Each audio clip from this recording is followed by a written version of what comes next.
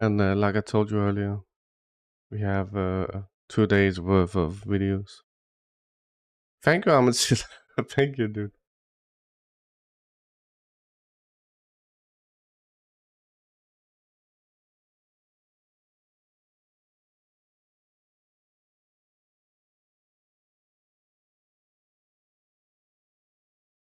All right.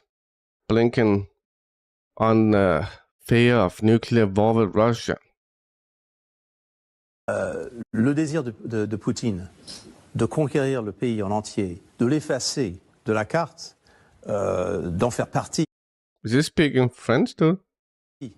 D'une grande Russie nationale.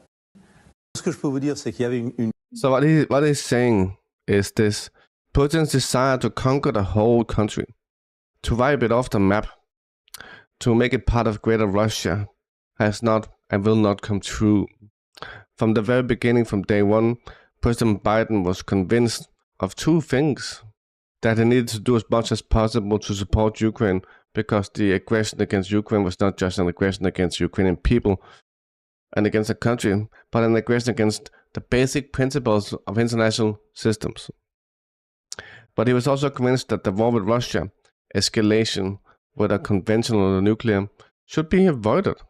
And he's been leading with great clarity in that direction ever since, supporting Ukraine but avoiding war with Russia.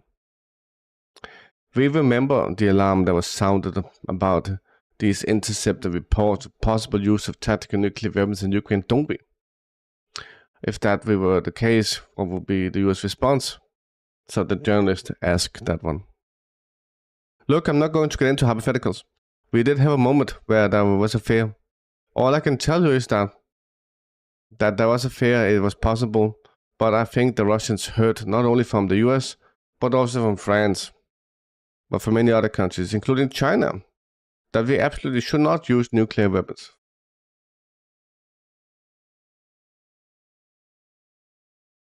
Russia surrendering in Ukraine would mean the end of Russia.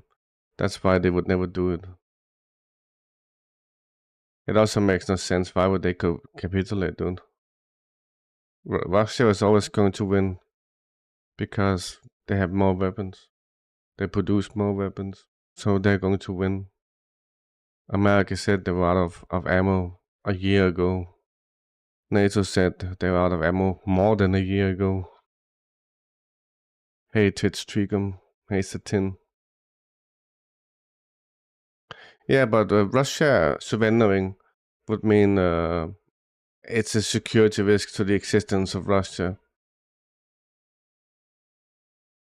So they simply won't do it.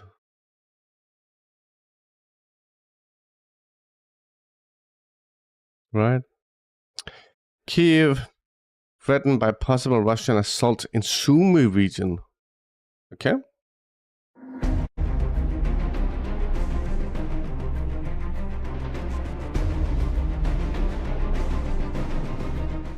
The ongoing Russian offensive in Kharkiv brings new results every day, while Kiev is threatened by a possible Russian offensive in another region. After Russian troops crossed the border several days ago, they continue their successful assault towards Kharkiv, advancing in several directions. Both Russian and Ukrainian military observers reported that the Russian army took control of the village of Yukiansy. Russian assault groups are approaching the town of Is that Volchansk? Is that the Russian name for it, dude?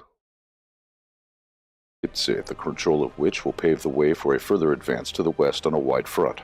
The retreating armed forces of Ukraine attempt to urgently build a defense in the town to slow down the pace of the Russian offensive. At the same time, Russian forces are advancing in the That's Volchansk, sorry. Encircled town of Volchansk, which is one of the main Ukrainian strongholds on the first line of their defense in the region. Battles have already reached the local aggregate plant. The Ukrainian military is fiercely fighting to hold it. Ukraine has received enough ammunition for a few weeks. That's it. That's it.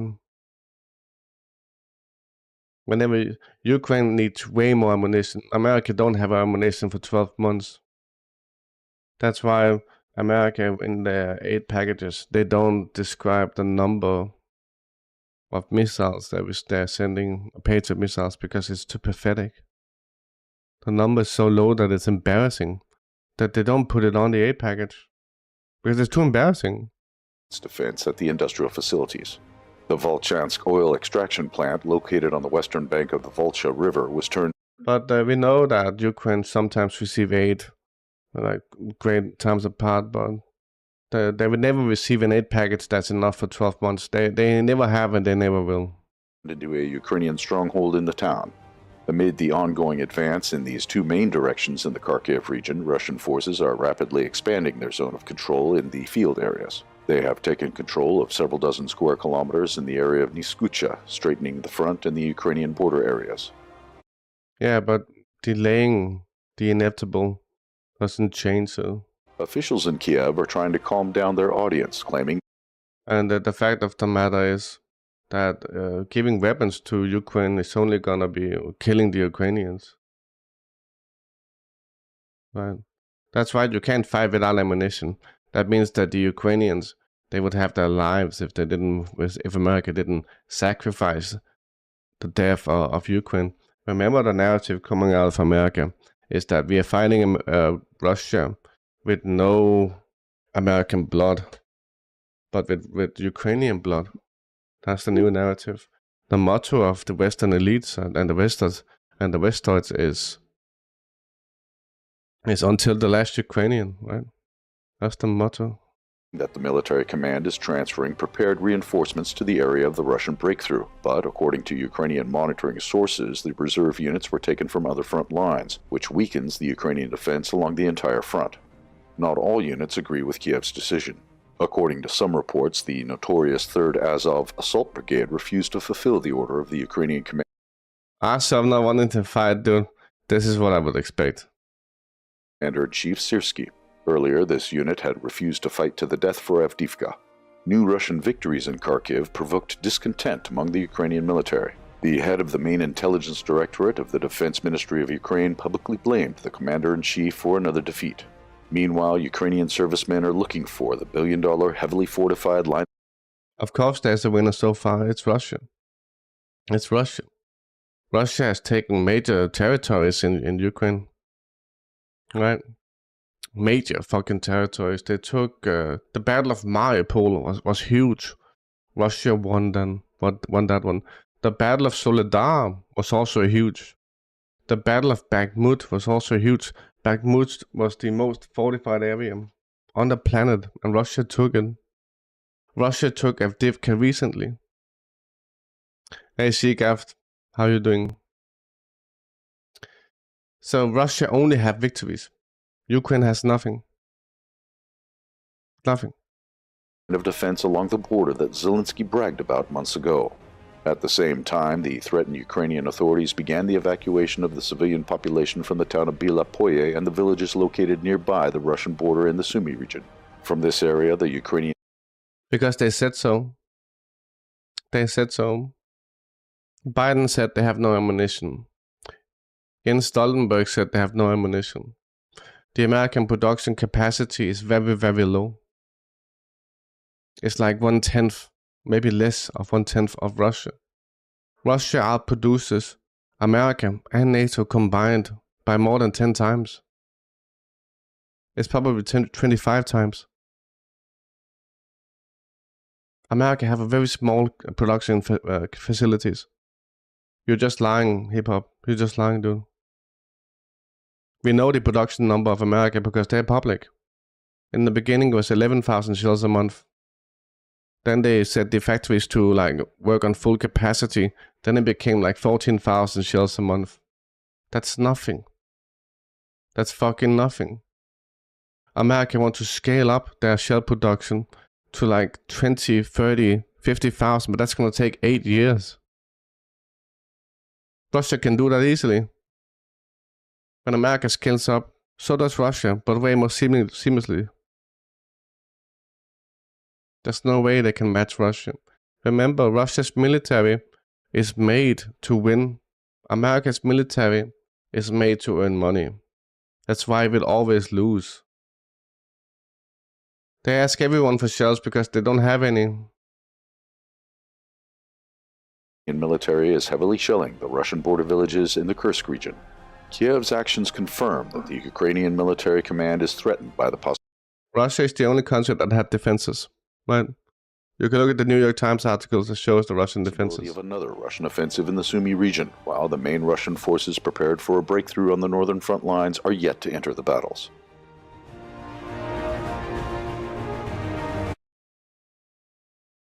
There's plenty of Western articles that shows the Russian defensives, and they were famous. The Russian defenses were famous. So hip hop, you're just lying, dude. One more lie and you're fucking gonna get banned, dude. One more lie and you're banned. No, Ukraine don't have well-developed defenses. I'm gonna fucking ban you, dude. There it is. The ridiculous BBC propaganda shows evacuation of locals from the outskirts of Kharkiv. Looks more like a comedy skit. The woman that Ukraine soldiers tried to evacuate wanted to take some valuable possessions with her. A dirty rock. When the soldiers started screaming that they have no time for this, she humiliated them for being too frightened from the advancing Russians.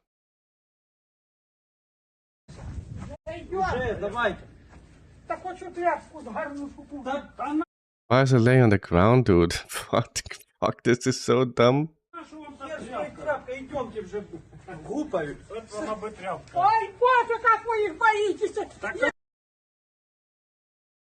Ridiculous, dude. Here's your cave. Take a look at this. In America, I assume.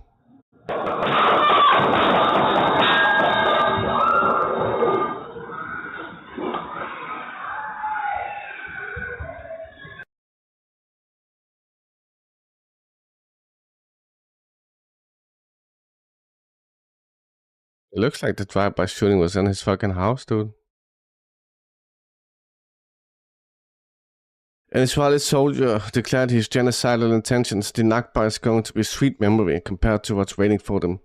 We are the sons of Joshua who conquered the land from the 7 different peoples. They're not only human animals, they're also idiots. הם לא מבינים איזה אסון הם הביאו על עצמם. הנכבה עומדת להיות זיכרון מתוק לעומת מה שמגיע אליהם.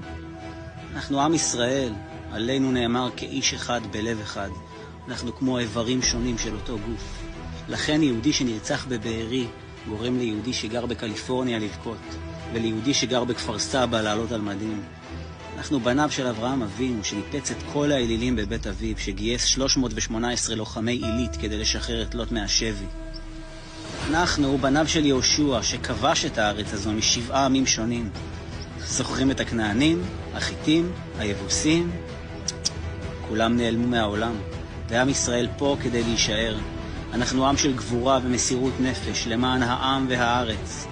ייזכרו בשמשון הגיבור, יואב בן צרויה, דוד המלך, אבנר בן נר, בר כוכבא, יוסף טרומפלדור, חנה סנש, יוני נתניהו, אביגדור קהלני, ועוד עשרות גיבורים במתקפה האחרונה, ואת סיפורם עוד ננציח על לוח ליבנו.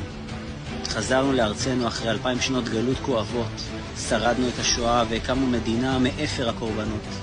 האום חילק את הארץ הזו לשנינו, אבל להם היה חשוב יותר לשנוא אותנו מאשר לבנות לעצמם עתיד. והם ניסו להילחם בנו פעם ופעמיים ושלוש, ובכל פעם מחדש הם הפסידו, וכל פעם מחדש ניצחנו, בזכות האמונה בהשם ובזכות גבורתם של חיילי ואזרחי ישראל. אסמאעיל הנייה, יימח שמו, המנהיג שלהם, אמר את זה הכי ברור. אנחנו אוהבים את המוות כפי שהיהודים אוהבים את החיים. הם לא רק חיות אדם, הם גם טיפשים. אפס של תקווה הם נותנים לעם שלהם, רק שנאה ודם וגהנום. הם לא מבינים עם מי הם התעסקו. פתחו על עצמם את שערי הגהנום, ואנחנו רק... This is some cringe bullshit, dude. עומדת להיות זיכרון מתוק לעומת מה שעומד ליפול עליהם. התחילו לברוח, כי צה"ל בדרך. Camouflage fuel. But that was to be expected that through third parties they would be able to sell fuel. That's why these sanctions, they were never aimed at Russia. They were aimed at Europe. Because Europe would have to buy the fuel more expensive. The British University of Exeter joins the global student protest. They're demanding divest.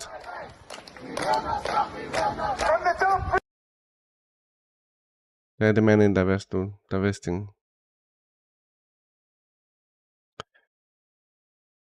What is this? Hassan Hanyi, along with her father and uncles, a few minutes before his volley strike killed them. Can we watch this video? So, the people in this car, they were killed, dude. Israel celebrated the murder of the 3 men and 2 children and deemed it a win as they were sons and grandchildren of the political leader of Hamas.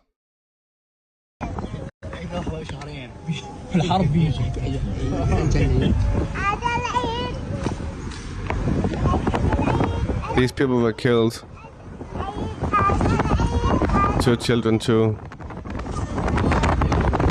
Because they are grandchildren of the political leader of Hamas. Fucking despicable, dude. Fucking war crimes, man. Students of the University of New York deoccupied a grad center and renamed it Liberty Library, Al-Aqsa University Library. We are louder than your lies. You need we're outside. We are louder than. It's good to see that these protests are still like spreading, dude. It does look like the fuel is off. Israeli settlers in occupied Jerusalem once again set fire near the vicinity of an UNRWA headquarters. This is not, they keep doing this, dude. This is settlers. Settlers burning UNRWA headquarters, dude.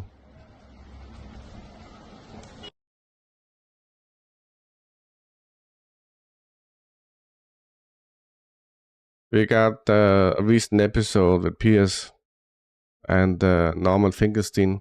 I don't know who this Raleigh is, dude. You're not talking today to one of the liberal Jews. You're not talking to a government spokesman.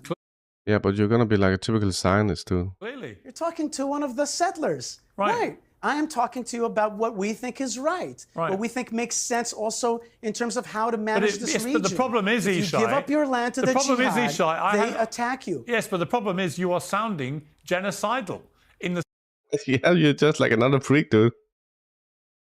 You're just exactly like all the others. sense that you want to get No, rid what? of. Well, you want to get. Genocidal. Did you not hear me say, Pierce, I respect you tremendously, so don't put silly words in my mouth. Okay. You know, really, truthfully, I watch you and I love your work, and you.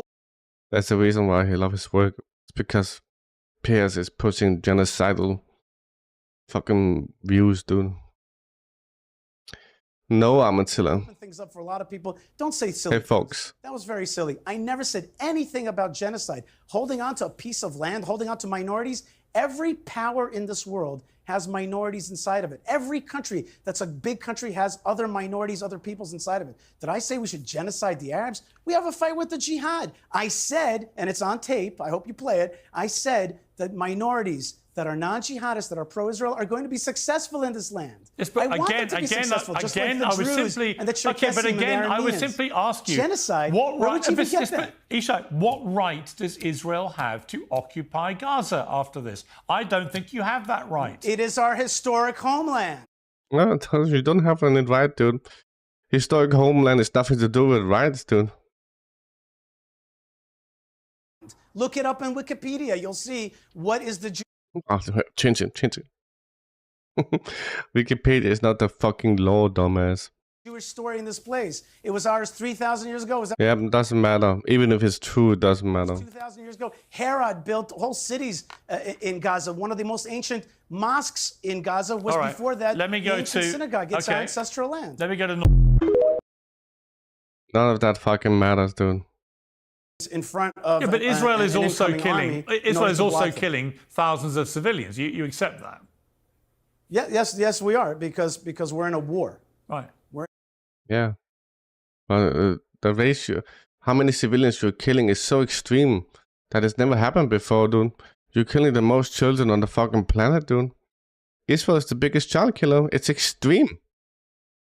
Not just by a little, but by a fucking lot, dude. That's how genocidal they are. It's not collateral damage, dude. We're in a war. And we basically, it's like this, Pierce. If we don't do it, then basically we are sending the war onto the next generation. We're just passing the buck. We're kicking the can down the road. Not really, dude.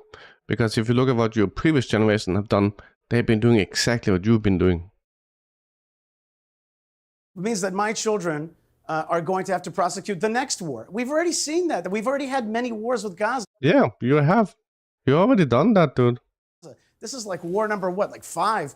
So if we don't take care of this business, they're going to come stronger at us. They're going to declare victory. We can't have that. We can't have Iran be victorious in Gaza as it has been in Yemen, as it has been in Iraq, as it has been in South Lebanon. It's silver. So this time, October 7th is an opportunity to clean house and to make sure this doesn't come back again. Now, people on the more right-wing part of the spectrum believe that Israel should actually hold on to Gaza and have minimally military presence there, if not more. Because if we just back out of there, what happens is the next Hamas or the next evolution of Hamas will take That one does look very generic. over. So yeah, Pierce, bottom line is it's a war and we got to fight it. That guy just contradicted himself, dude. They've been doing this forever. They've been fucking doing this forever, dude. They're so fucking warm here, boys. I have this video queued up, dude. Silver. A walk of 1+2. I have this video queued up. I'll play it later. I have all the videos I could find with Putin in China. It's heavy. I'm not sure about that scale. A lot of civilians died during Iraq freedom. Yeah, but how many died compared to... How many died like in the same area? In the same conditions? You know what I'm saying? Gaza is a tiny area.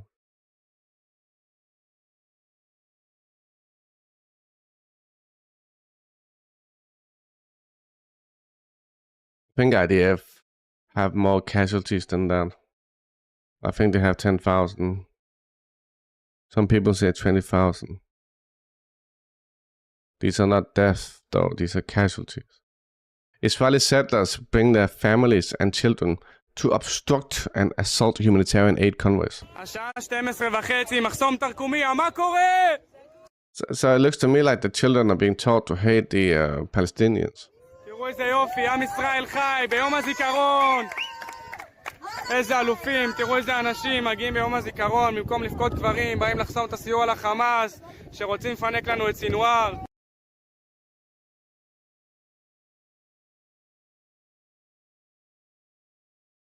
US State Department spokesperson. Consider statements by Israeli officials calling for the ethnic cleansing of Palestinian people to be problematic. We have yet to see any kind of major operation into Rafah. And we have Israeli politicians saying that they want to see Gaza being erased off the map. We have Israeli politicians saying that they're going to move back in and recolonize Gaza with the people of Gaza or not. Do you hear any echoes on that from language that you've used about other conflicts from that platform? So we have been pretty clear that that kind of rhetoric has really no place in the discourse as we talk about this region of the world. I will also say that some of those things, they are inconsistent with what our viewpoints and beliefs are for the day after this conflict. We are not for a reoccupation of Gaza by Israel. Ultimately, what we want to see is a Gaza that is reunited under the Palestinian Authority, a Gaza where Hamas is no longer a threat to the Israeli people, and a Gaza that can no longer be a springboard for terrorism, and that is what we are working towards. Rhetoric is simply that. It's rhetoric.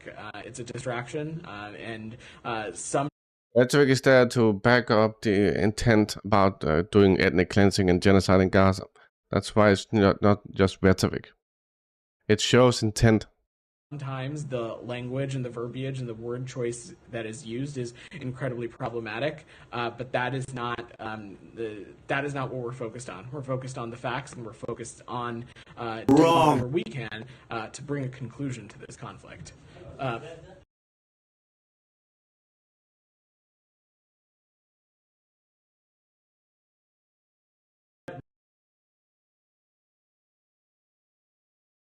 I'm so fucking warm, boys.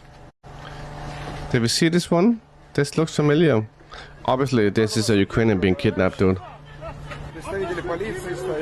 Ukrainian being kidnapped. That's what.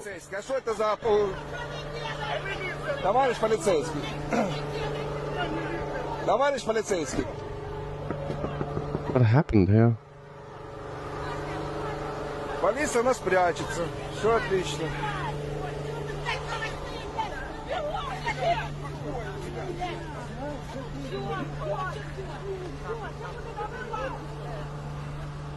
Вот так у нас в Украине свобода слова ворует людей. Look at the woman, dude. Look.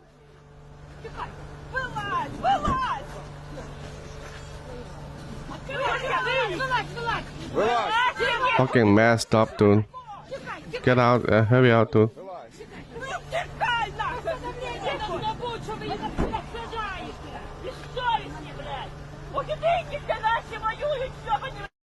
Look, leave him behind, dude. Leave him behind. North Korean leader Kim Jong-un visited a plant producing tactical missile systems. Take a look at this, Sibuski. 제2경제위원회 산하 해당 국방공업 기업소들에서는 올해 상반년도 군수 생산 계획을 수행하였으며 연말까지 조선노동당 중앙군사위원회가 시달한 전술 미사일 무기 체계 생산 계획을 Giant fucking bumblebee in here, dude. Jesus Christ.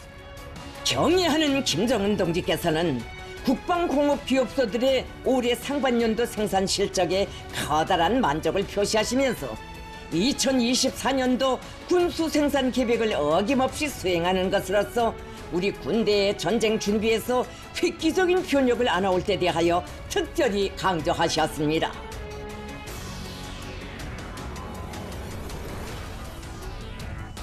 상반년도에 생산된 미사일 발사대들은 조선인민군 소부작전 집단의 화력습격연합 부대들에 장비하게 됩니다.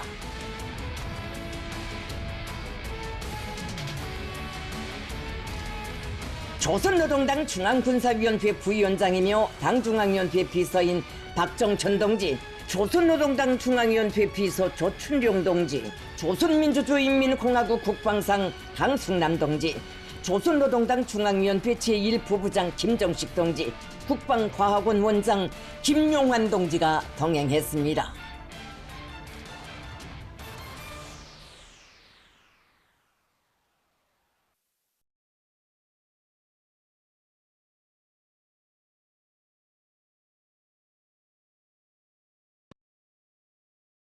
Imagine fighting North Korea, dude. The Russian army is taking up positions in the state of Volchansk.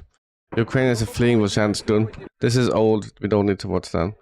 This is a new batch of Ukrainians who surrendered.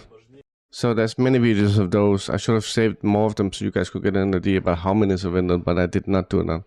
But I've seen about 10 videos of like a bunch of Ukrainians surrendering during the hardcore offensive, and this is very unusual. We never really see this many surrendering. But I think we explained why that is, dude. That's because of a Russian tactic where they, instead of bomb these strongholds for weeks, they encircle them. Okay? And then they have to fucking surrender. The Peel District School Board, a Canadian public school, displays the flag of the Israeli occupation on its premises, propagating falsified political propaganda to its students under the guise of celebrating his Independence Day. Nice one, Canada.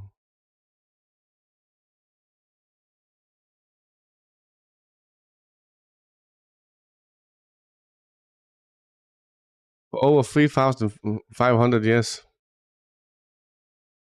How many years is it again, dude? Is it 2,000?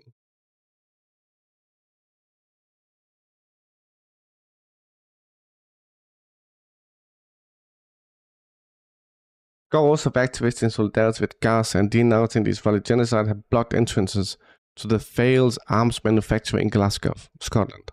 We are local workers and residents responding to the call of trade unions in Palestine to take action to stop the supply of weapons to Israel.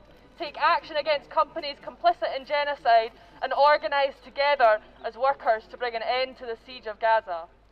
Back in 2014, Thales admitted in court that parts manufacturers on this site were sold to the Israeli Defence Forces and battle-tested against Palestinians living under occupation and siege.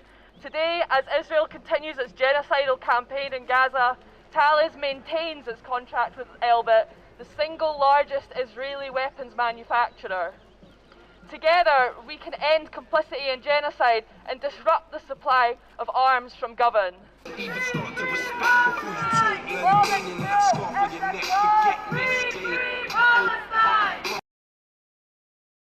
I don't care if these protests are small, dude, because sometimes they actually seem like they fucking work, dude. They did seem to be... Didn't they shut down a few factories in Britain, Thomas?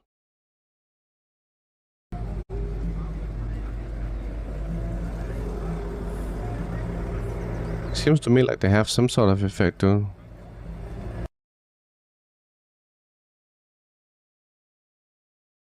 Palestinian documents the use of US-made ammunition used by the Israeli occupation forces to perpetrate a genocide in Gaza. You don't think so? I am now in the destroyed city, Khan Yunis, but I will show you something. These are the bombs that Israel used to kill our people and destroyed our cities. But look here, it's made in USA. So again, USA participated directly in this genocide. We will not forgive and we will not forget.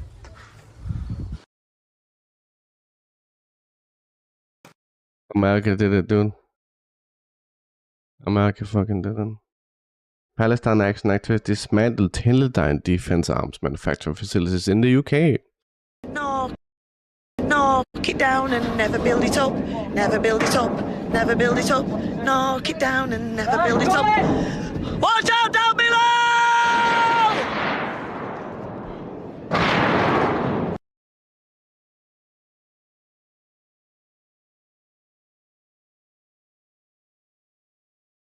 Yes, but it doesn't matter. If you need to drag America to court, then you need evidence. It's also public knowledge that Israel is doing a genocide, but you still need evidence, dude. Biden moves forward on $1 billion in new arms for Israel. Really? I thought you were going to stop providing aid for Israel after they went into Rafah. But there it is, boys. Hungary teases veto over new EU-Russian gas sanctions. Landed, so who's this dude? Gabrielius landed something. Landed in Tbilisi, where another battle for democracy, freedom, and European future is taking place. For fuck's sake, dude. Why do we need to go there? I'm gonna guess you're not Georgian, dude. What is he, dude? Who the fuck is... Lithuanian, MFA.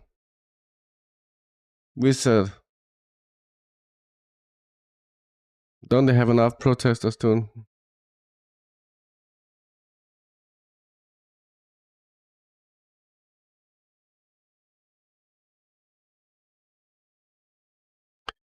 Australian Jewish Association. Senator Pauline Hanson makes a statement. Thank you, Senator Pauline Hanson, for standing with our community and wearing on the Senate floor the scarf AJA gave you. Could you imagine what would happen to her if you were the fucking Palestinian scarf, dude? Take a look, boys. That's a man. That's a fucking man. Where's Subsilla, dude? Where's Subsilla?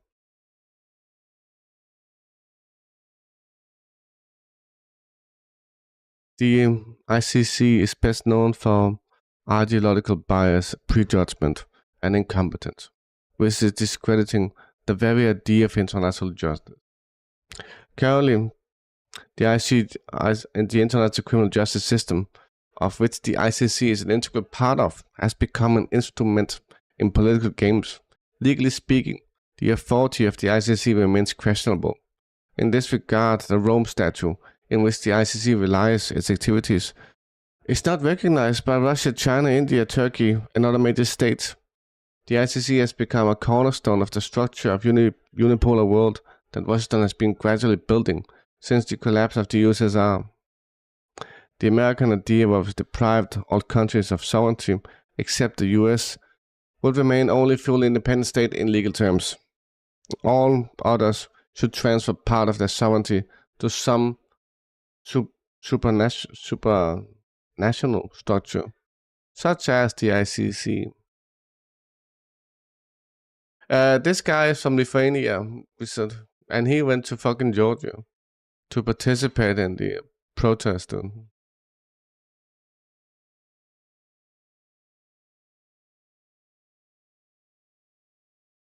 The IS foreign minister said they will recognize the state of Palestine this month.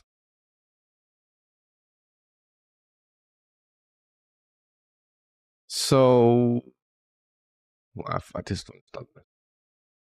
Important. We got Biden. They want to undo what they finally got done. And then what we finally got done is to make up for it. They want to give power back to Big Pharma.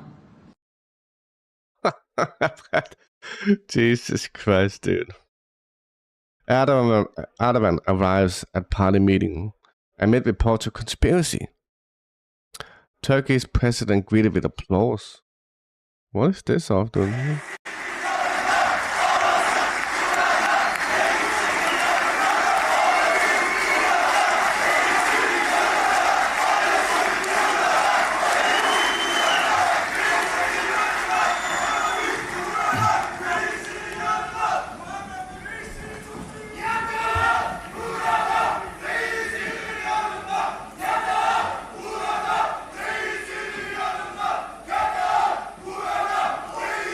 Aziz milletim, değerli milletvekili arkadaşlarım. Where's fairness, dude? Where the fuck is fairness? Russia, Canada. Georgia has only two options. Either it will turn into a pathetic and wretched Belarus, or it will become a free and fighting Ukraine. So you'll become like Belarus or Ukraine. And you guys all know how Ukraine is, dude. Choose.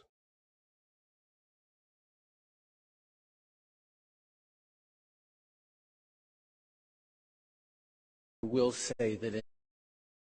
Here we go, dude. You ready? Will say that in every democracy around the world, we are seeing a rising movements of skepticism about democracy itself. Citizens cannot take their democracies for granted, and that means standing for democracy against authoritarianism in favor of the peace and prosperity that ensures a better future for everyone. I'm sorry, but I'm not sure what democracy you're talking about, since you're so worried about people being skeptic about it. Because as far as reality is concerned, your government and many other democratic governments are controlling the flow of information on what their citizens can and cannot know about. You're expanding government regulation of online speech. You frame people protesting your government and your mandates as violent extremists. You froze their bank accounts. I mean, you call every criticism against you hate and hate speech. None of that is democracy. That's authoritarianism 101. So again, I'm not sure what the fuck you're talking about.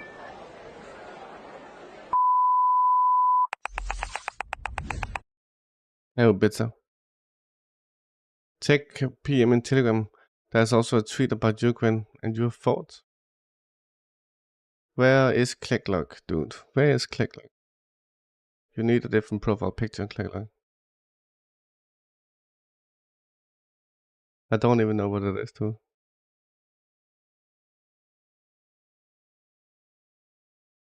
The guys supporting Israel and Ukraine, they always go hand in hand, dude. My thoughts. My thoughts. Is that what it says?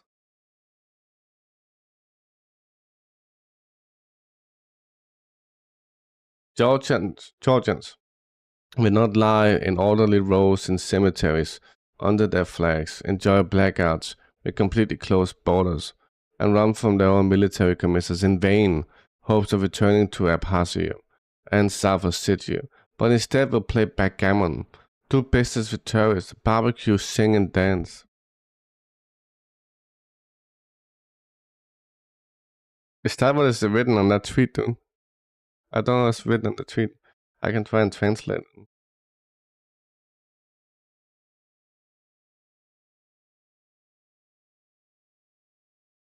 You know what? I had an app and I had to find that, dude. It was a bit warm, obviously. But I don't know why I'm so fucking tired, Sibus. On the tweet, this one. The Georgian Parliament. My forecast. The Georgian Parliament will adopt Putin's law and leave Georgia without Europe. The people will beat a little more and go to the rotten stall where the Belarusians are already standing. They will play backgammon there, roast kebabs to terrorists in Russia, sing and dance for them. The end.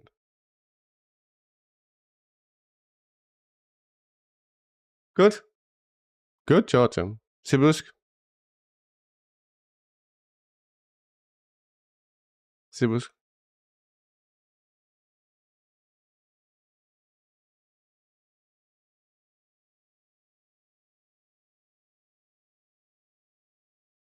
I don't know what this video is, dude. To each charge could be up to a $500 fine, up to 6 months in jail. I do not understand any charges. I only understand universal law and the right to live. Well, to live at peace and to live as I need to. You pled not guilty in this I court. never plead. Animals plead. Sound like bah, oink oink. I have a paper with your signature on it, sir. It says prime evidence standing right through it. You bring forward all natural forms of evidence that I'm not prime evidence. I am the living soil. The dirt, the water, and the air has its own voice, does it not? It all supports forms of life, does it not? I don't know what this is. I can barely hear it, dude. Peru officially classified trans people as mentally ill. The move has provoked outrage in society where gender and LGBTQ rights have been under sustained assault in recent years. I think China does the same thing.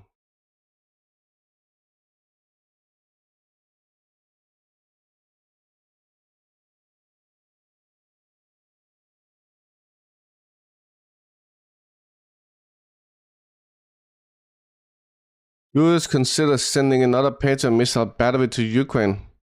Another one? If you're so worried about one battery system, then you don't have that much, dude.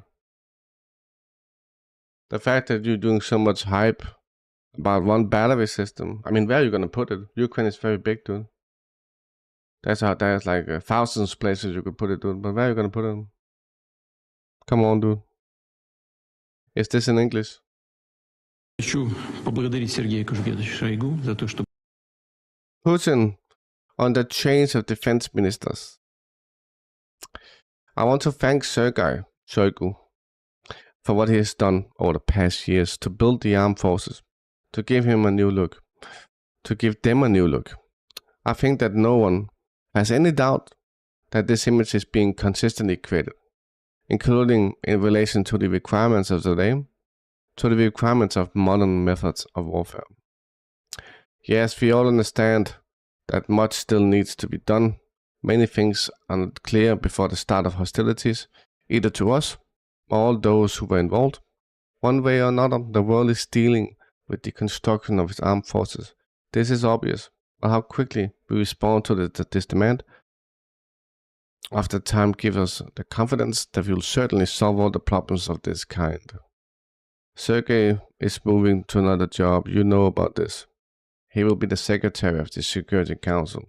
This is a constitutional body that is formed by the President. His task is to assist the head of the state in the leadership of the entire power component of the state. Andrei Rymovich-Belousov has been appointed to the new Minister of Defense. This is not least due to the fact that his spending on the military component is growing.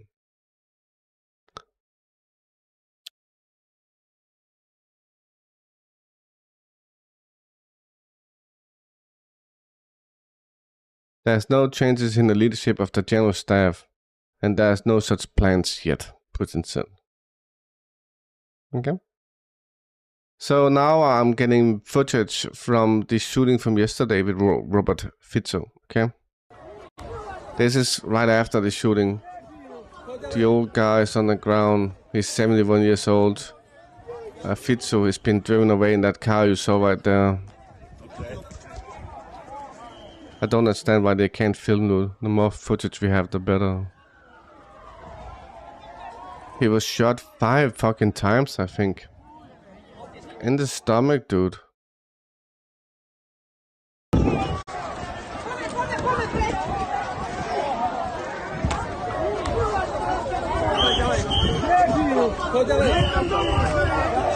That's a security guard. Also a security guard. He was just rushed into the car in this photo. He's being detained. There's not many people around here, but I'm not sure. So...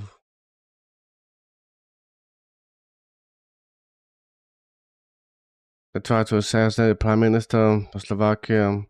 He was called a pro-Russian politician. He has repeatedly stated he would stop sending weapons to Ukraine. It was also established cooperation with the Russian Federation. The shooter was hiding in the crowd. Presumably he was shot 3 to 4 times. I think he was shot 5 times. I think so. Not sure, dude. He's in a coma right now, assholes. I think the situation is stable though.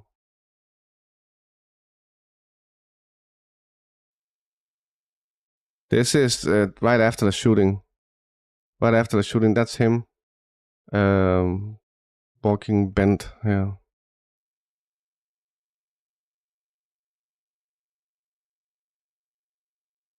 Very tough, dude. Very, very tough. I think it's 5 shots, dude. I think it is.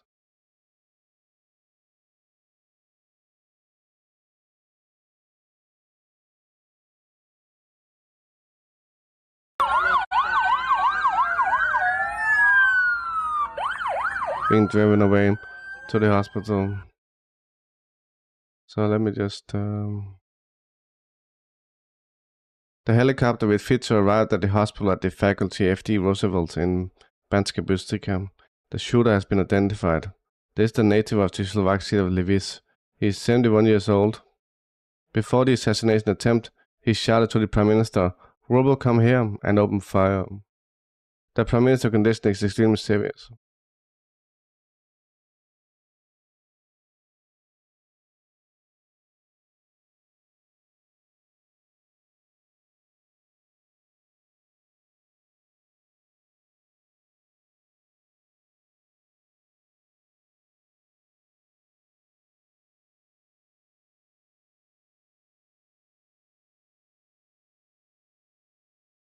There's a pensioner.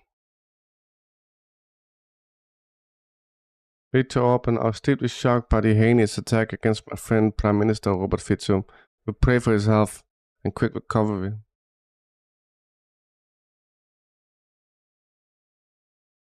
In the Robert Fico was assassinated today. He was being shot multiple times and is currently in life-threatening condition. At this moment, he is transported by helicopter because it would take too long. This is the shooter, 71-year-old man. This is also a picture of the shooter. According to unofficial information, the shooter is a writer, a supporter of the opposition party, Progressive Slovakia. He was born in 1953.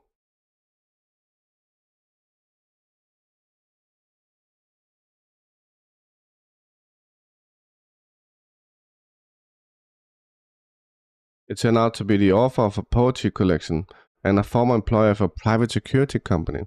In 2016, he himself survived an assassination attempt when he was attacked in a shopping center in the town of Lviv by a young man. The suspect in the attempted assassination of Fico is in custody, okay. So we got some reactions. Yeah, I don't care about these reactions too. Sky News. We don't know his condition yet, but he's being treated. But it's worth thinking about who this individual is. As I said, described in reporting as a populist, as a nationalist.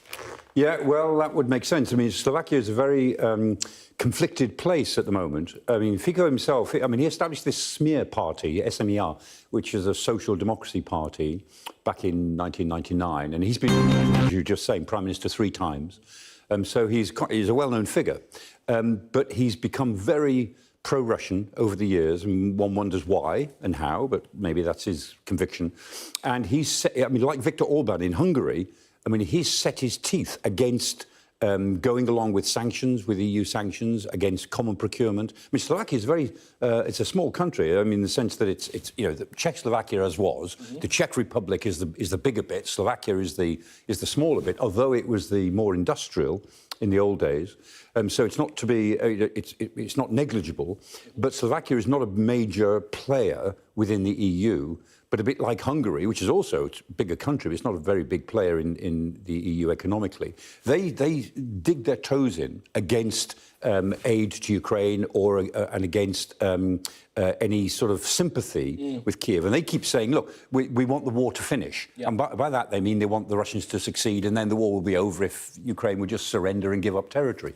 And so that's the view he takes. Now, that's very divisive in Slovakia. It's divisive within the EU. So it's not surprising that...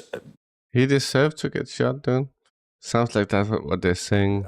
That this sort of event might take place because it's always like Sky News is like threatening everyone who goes against the fucking narrative, dude. Very unhappy country at the moment, Slovakia. Not just on this basis, but on the basis of how the country is going in general towards a more authoritarian future or a more conventional West European sort of future. And the president of Slovakia, Peter Pellegrini, was elected recently as well, and he's seen as an ally of Robert Fico, and is helping with that tilt back towards Russia. Absolutely. Hungary, Slovakia, Austria are all now sort of holdouts against the sort of common European line in favour of Ukraine, and they diminish the sort of general consensus that is very anti-Russian at the moment. And there is a sense in which a lot of these countries are saying, look, if the Russians are going to prevail somehow in this war eventually, then we've got to hedge our bets. We've got to lean towards Moscow. If Moscow is going to come out of this ahead, however that we define that, then we've got to look after our own interests. And that's very dangerous for NATO and the EU, that sort of hedging of bets diminishes the... Looking after your own interests, dude. That's selling out, dude. That sense of unity, that we are going to do all we can to make sure that Putin fails in this imperialist venture, because it won't stop here. Yeah. If he succeeds in Ukraine, or even in part of Ukraine, he'll go for the rest of it, and then Moldova will be at risk, Georgia will be at risk, the Baltic states will be at risk. And there's a sense that once the consensus begins to fragment, the southern members of NATO and the European Union will stop. Pathetic coverage, dude.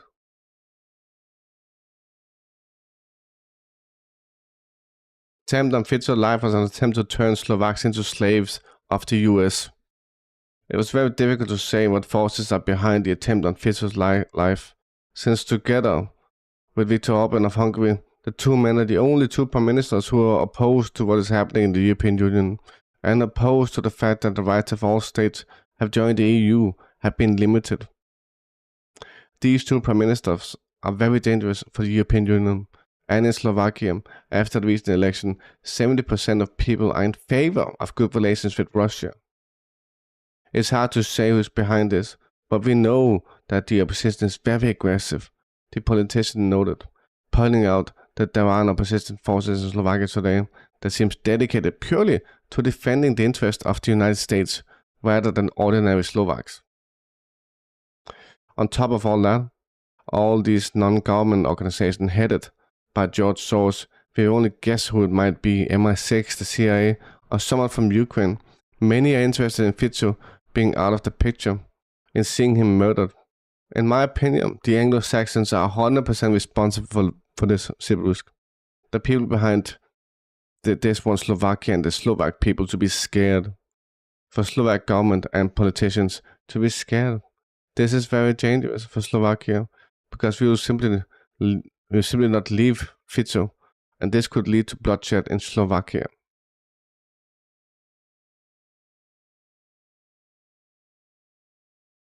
There's a lawmaker from Slovakia. Right? This is the moment where he was shot. So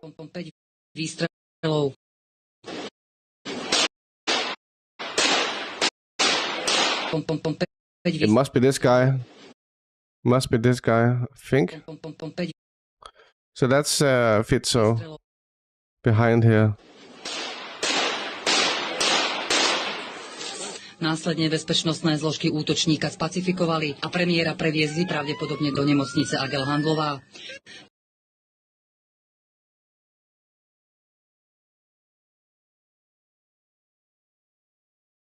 Western media, Sky News, already smearing Slovakian Prime Minister after he suffered a terror attack. Fico is in a government as part of a coalition, but he keeps in place with authoritarian methods. He is very divisive figure in Slovakia and the EU. Therefore, it's not surprising that the event of this can happen. Hey, Panamera.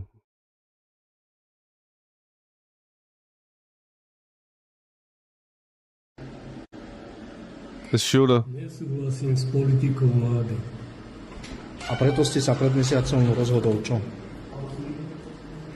Veď sú likvidované mass media.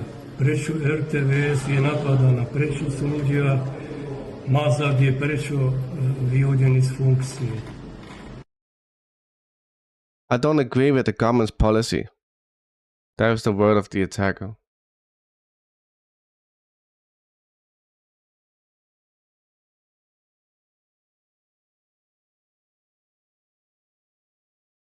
Traditional family values, opposes mass immigration, no money to the corrupt Zelensky regime, will not sign WHO pandemic treaty.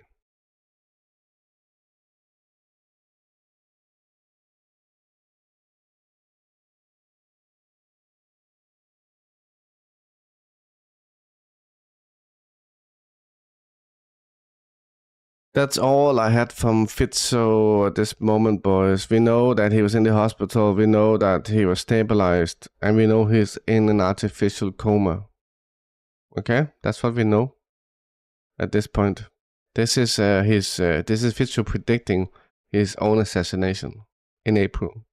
A ja už len čakám, kedy sa táto frustrácia, tak intenzívne prehlbovaná denníkom N, Smečkom či aktualitami, pretaví do vraždy niektorého z popredných vládnych politikov.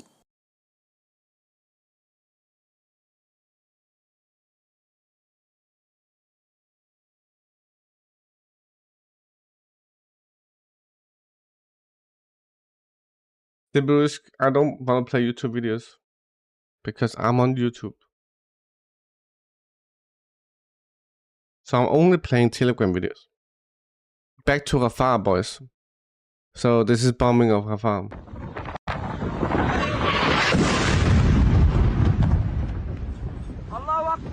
We can play YouTube videos later. This is a large surveillance blimp. It was shut down in Yemen. I can't play YouTube videos, Sibusk. I'm gonna get DMCA, dude, because I stream on YouTube. No, I can't play it. If you thought the Nakba was 76 years ago, think again. It never stopped. الدنيا جنة من وجع بحرك يا روح الروح وجعنا احنا نسقط ان سقطت ولن تسقط لا ولن نسقط ما دمنا باقون صبا كنهر الغيث يا غزنا بروحي معك Hey, Citizen X. الدنيا جنة من وجع بحرك يا روح الروح وجعنا احنا Akuma. ولن تسقط لا ولن نسقط ما دمنا باقون صبا كنهر الغيث يا دمعنا بعيني رفح يما الدمع Why is Rangers doing? طلت شهيد حتى الفرح كرب وجرح لما الحزن The current government is so unhinged that it does go nuts.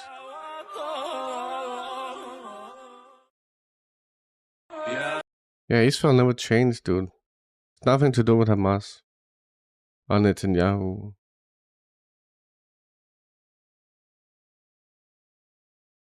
Slovakia PM shooting latest Putin ally Robert Fico in life-threatening condition. Putin ally. Blinken. Negotiated, or will soon complete negotiations on these bilateral security agreements. Agreements that will sustain. I don't care about that. Putin's statement on increasing defense spending to 8.7% of GDP. In 2024, total defense and security spending will be 8.7%.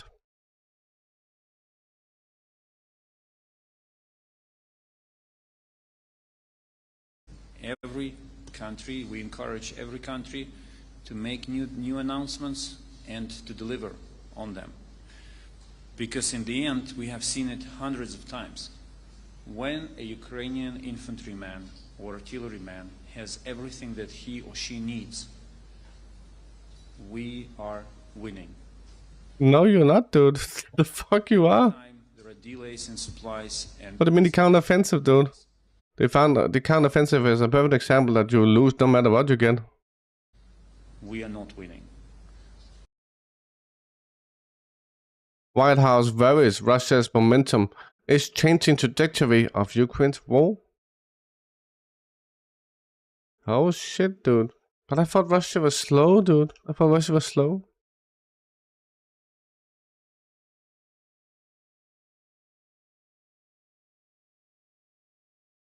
We have Israeli... So the White House believes that the constant statement from the Israeli official and personalities about the forced removal of Palestinians from Gaza and its replacement with Jewish settlers is only rhetoric. We have Israeli politicians saying that they want to see Gaza being erased off the map. We have Israeli politicians saying that they're going to move back in and recolonize Gaza with the people of Gaza or not. Remember, new settlers have been created the last 7 months in the West Bank. A lot of them. Do you hear any echoes on that from language that you've used about other conflicts from that platform? Rhetoric is simply that. It's rhetoric. It's a distraction. And it's not simply that, dude. It shows intent. Sometimes the language and the verbiage and the word choice that is used is incredibly problematic. But that is... Can we watch this? If this is low audio, then I don't want to watch it, dude. And we see, again, senseless strikes at civilians, residential buildings. What? What are you talking about, dude? I emphasize to the President, in my conversations with the Foreign Minister, the substance of the talking about Gaza work that we're doing to get the aid to Ukraine. We're rushing ammunition, armored vehicles, missiles, air defenses, rushing them to get to the front lines, to protect soldiers, to protect civilians. And on air defenses, as Dmytro said, this is, of course, a top priority. And we focused in our own conversations in detail. Do you guys, if you have problem with air defense, you're not going to win the war, dude. Detail on the work that we're doing to find more air defenses and to get them to Ukraine. And I can tell you that for us, is a matter both of urgency and priority. Another major issue that we talked about is the bilateral security agreement between Ukraine and the United States. And as you know, there are now 32 countries. We have not encouraged or enabled strikes outside of Ukraine. Yes, you have. The Kerch Bridge in Belgium. They're using American weapons. Vampire multi-launch rocket systems are used. Remember the Illusion 76 that was shot down by an American Patriot? And then of course the Kerch Bridge, right? But ultimately, and Sevastopol. Ukraine has to make decisions for itself about how it's going to conduct this war.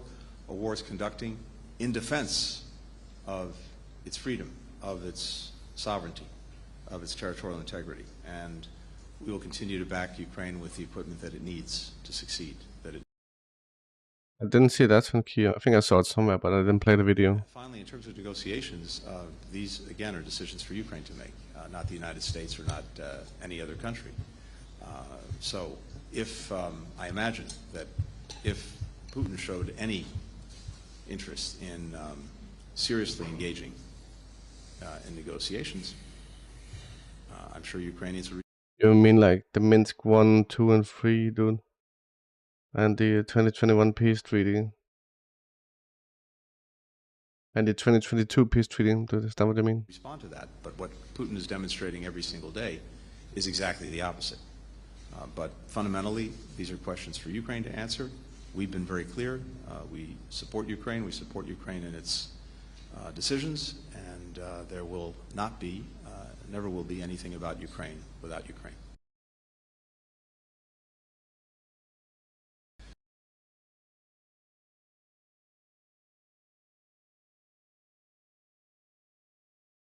This is in Italy. Italian university. Fuck yes, boys. Fuck yes, boys. It's still growing though, which is good. But we need UCLA, you know. So the Polish Catholic monk who served the Pope has been accused of pedophilia, violence, and exploitation of minors. We reported that the 64-year-old Polycarp N., who worked at the Vatican Secretariat of State, abused teenagers under the age of 15. So what's weird about this is it said teenagers under the age of 15. It doesn't say how old they are. In several countries between 2006 and 2016, he forced them to have sex, describing it as a religious rite. He faces up to 15 years in prison for 8 counts. He has not admitted guilt. Putin described Fico as a courageous and strong-willed man and hoped that these qualities will help him withstand the difficult situation.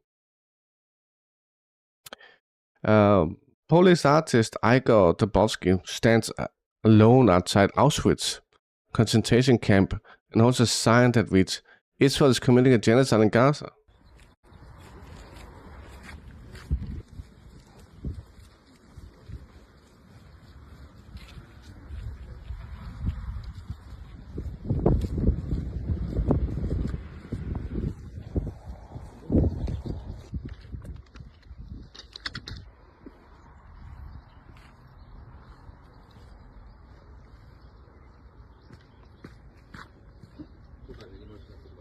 This fence is nothing compared to the fucking Gaza wall, dude. Ukraine's democracy is weak enough citizens stop believing that they can hold their government accountable and fix the flaws in the system from within. No wonder Putin sought to weaponize corruption in Ukraine. This is so dumb, dude. Anthony Blinken said this. That's from Anthony Blinken.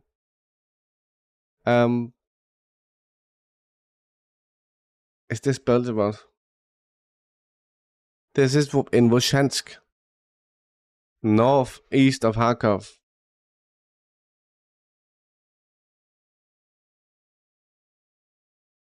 This is where there's fighting going on right now. I think Ukraine retreated from this. That's my understanding. They have retreated. I think they have retreated from this. The entire place is robbed anyway, dude. It's empty. They should send more diapers. والله هزقنا بالاحتلال. She got. هذا خارب أواعي مان. خاري عبكيت. يا معلم بعد ما بلشتش الحرب وخريت بأواعي. Oh! بعد ما بلشت الحرب وخريت بأواعي. Mike Pompeo, may our Lord Jesus Christ protect our Jewish brothers and sisters in Israel.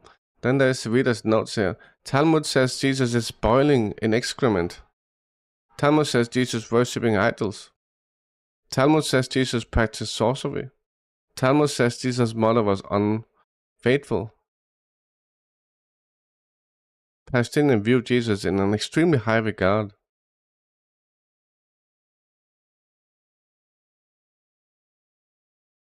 Lol, boys. This is Putin arriving in China. They prepared some sort of thing for him, dude. Of course they did. There's no audio in this. That's what a shame, dude. I really want to see that fucking plane inside compared with Air Force One.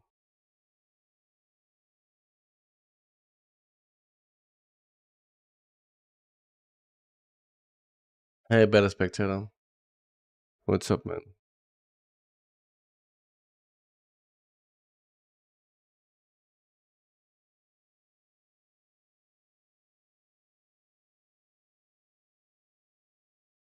Bum bum bum bum bum bum. Wizard. Lithuanian Foreign Minister Gabrielius Landsbergis addressed the Georgian people who are protesting against the foreign agent law. Dear friends, dear brothers and sisters, I want to speak clearly to the people of Georgia, and this includes the government of Georgia, the parliament, the police, the military, teachers, doctors, bakers, people in the streets. I am speaking out because I'm on Georgia's side, on the side of European Georgia.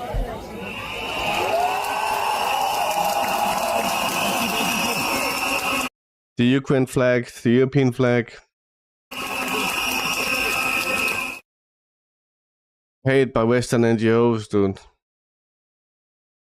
A government contract for body storage. There's not much that shocks me anymore, but this did. It's a tender quote from the Westminster City Council for a £6 million development of a temporary cold body storage facility. Tender's due the 12th of July. The delivery is through to the 21st of July 2025. It's a contingency contract which will only be called upon in the event of an excess death situation. Now, what excess deaths? We didn't have any cold storage additions during COVID. So what could possibly be worse than COVID? Are we expecting war? Are we expecting vaccine deaths? Are we expecting... How many did she say? Obviously something's coming. Time to get ready. How many did she say, dude? We got some archival footage of clashes between Indian and Chinese military. This is why we need Vovito and Rain Pan in the chat, dude.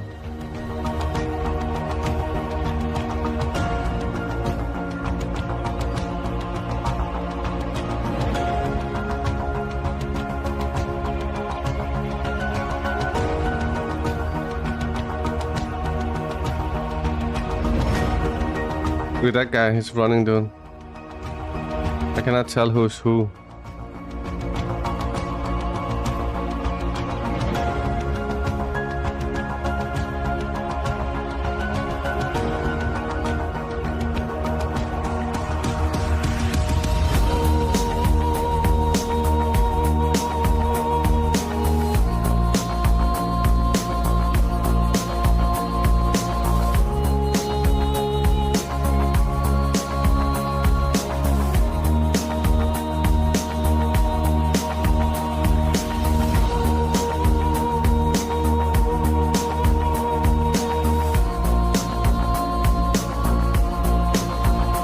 Yeah, China versus India.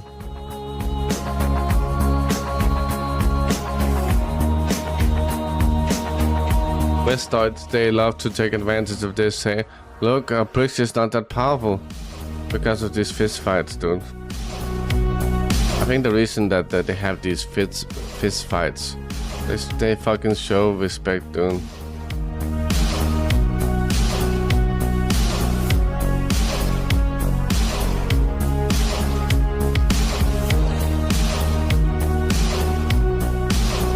This is civilized compared to like shooting each other.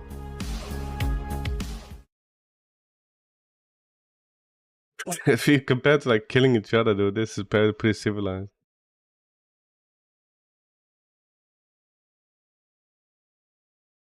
We got a Chinese drone flying over an American Berg-class destroyer at Yokosuka Naval Air Base. Not air base. Base. Naval base.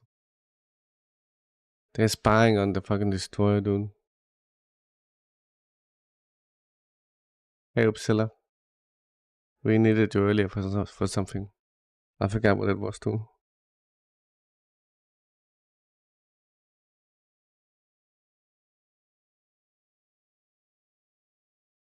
Jewish staffer resigns from Biden administration over Gaza.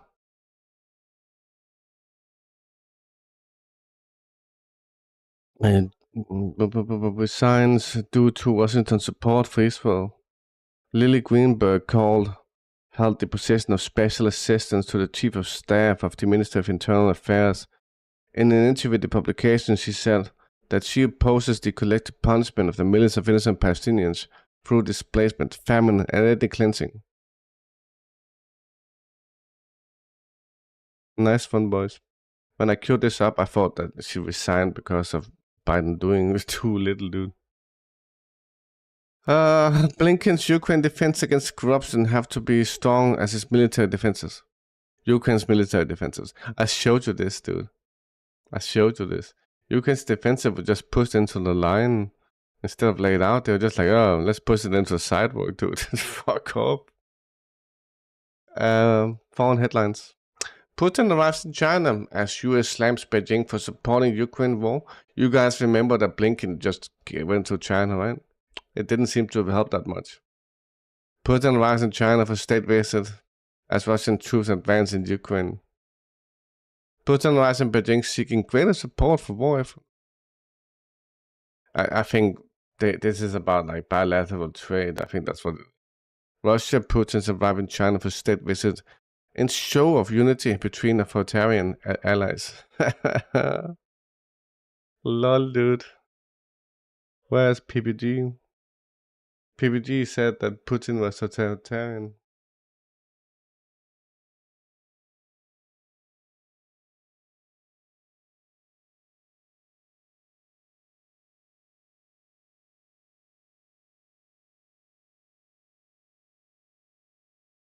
I know.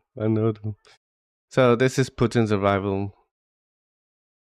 This is Tiananmen Square, by the way.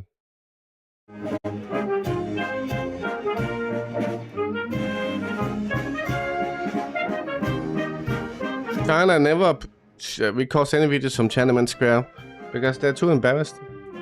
So they never talk about Tiananmen Square. It's illegal to talk about. If you go to Tiananmen Square and do anything, you get arrested, dude.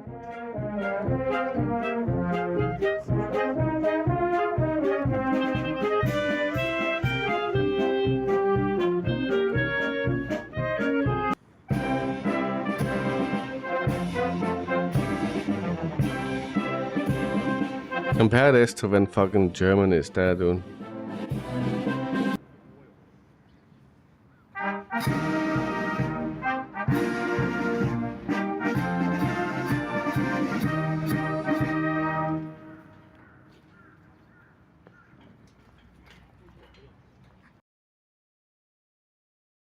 I don't know, I think it's cool as fuck, dude. I think it's cool as fuck. Cops expected to storm in camp. I don't know where this is. Are moving forward, and we just heard a lot of the protesters just start screaming at police. Is this UCLA? There seems to be some pushing back right now, as looks like members of law enforcement and a protester. One person's getting arrested right now, right in front of our camera. There we go. Let's see. So again, when it comes to the organized protesters, we were simply trying to push. We were simply trying to prevent them from entering, and they pulled some of our protesters in, and you can see them now that we are being taken away. Did you take over a building? We recently did. They're outside, aren't they? Claim the hall right there today. How many people are inside the building right now? No idea. No idea. Are you a student here at UCLA? I am a student here. And what are you getting arrested for? No idea. Whoa, people. All right, police. What is this? Another virus. Chocolate lovers are in for a shock with a tree-eating virus threatening the world's supply of the sweet treat. Scientists say there's no quick fix, warning prices are set to continue to rise. It's the sweet treat the world loves. How often do you eat it? Like every day. We devour 7.5 million tonnes of chocolate every year, but our supplies are under threat from a virus spread by insects called mealybugs. The disease is spreading. It's an epidemic. That's a green screen, dude. Cacao swollen shoot virus disease causes the plant's pods to shrink and die. As a result, reduced supply has caused chocolate prices to soar. A year ago, the prices were about $2,500 US a tonne. Recently, they've been over $10,000 a tonne. More than half the world's... We're gonna do Rafah coverage. We do a bit of everything. We're running through the news as it comes. Point. We're gonna come to Rafah. chocolate comes from Ghana and Ivory Coast in West Africa, but up to 20% of Ghana's crops have been wiped out in recent years. That's around 254 million trees. The first symptoms are that you see the This is a lie, Rotterdamer. There's no issues with the fucking chocolate. They're doing this to create artificial scarcity, dude. shoots swelling. The only option for farmers is to burn them. But there is a sweet twist. An American mathematician has now calculated a way to save current cocoa crops and safely plant new ones by working out the distance farmers need to keep between the trees to stop the virus from spreading. Right, so there's no issue then. So the prices are not going to go up, right? A vaccine to protect plants against the virus has also been developed. Just have to keep buying it. Christy Mayer, 7 News. We got Putin here. That looks like a fucking Aurus. But what is it? Is it a Hongxi or something? In Beijing, before the start of negotiations, the Russian-Chinese delegation held an official meeting heads of state. Putin and Xi hold bilateral talks today, during which the head of state will touch upon, among other things, issues of mutual partnership and strategic interactions. Is that a... what's it called? A Hangxi or something? That's this car, dude.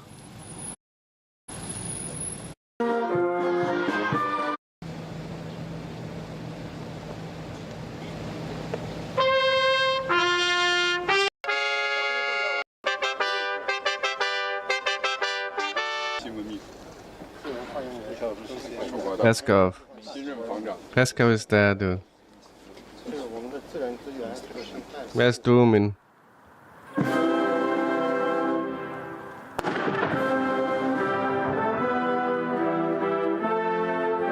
Where's Doomin?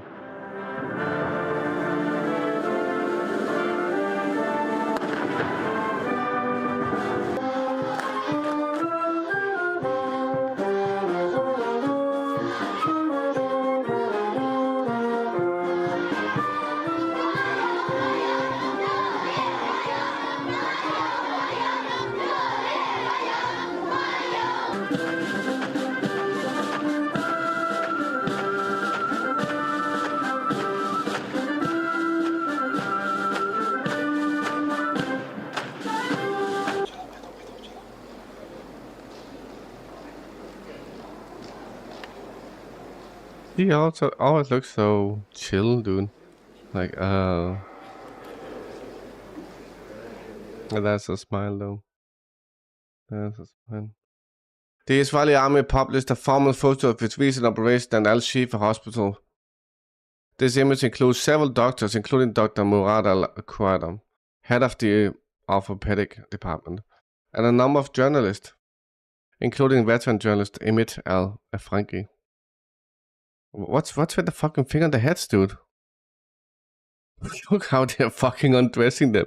Just fuck.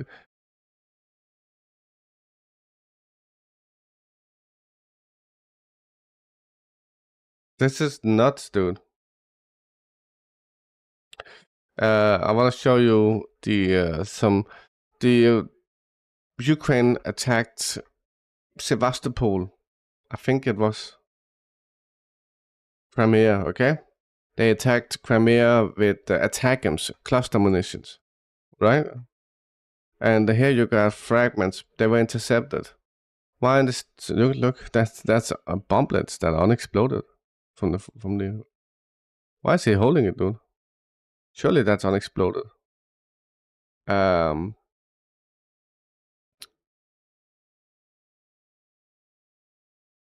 it is.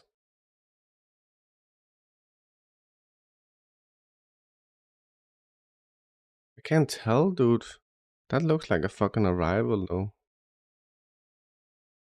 Look.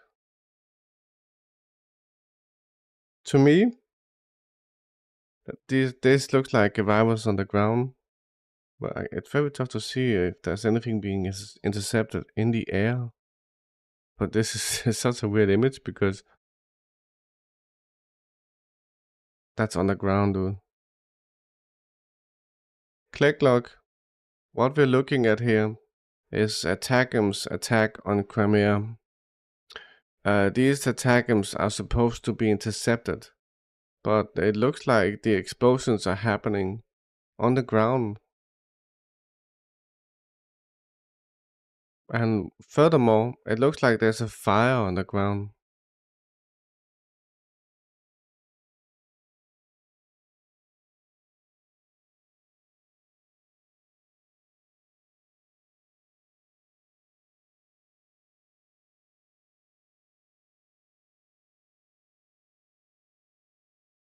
Yeah. And I don't think it's the bomblets that exploded on the ground, because you guys saw how bright that explosion was. That was the main detonation. Surely.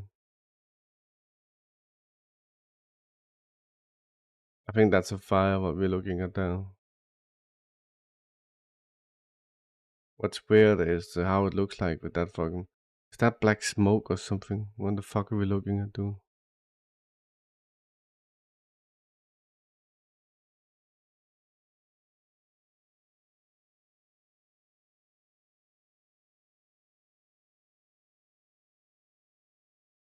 I'm having issues seeing any interceptions. So look, there's like a minor detonation again, dude. Could also just be flare up in the fire.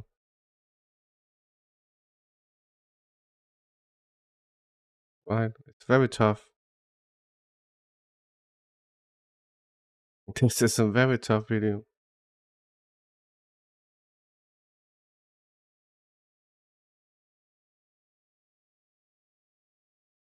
The Belbek Air Base was attacked. This is fragments from that attack. So I don't know of any damage to this airbase, dude. I don't know.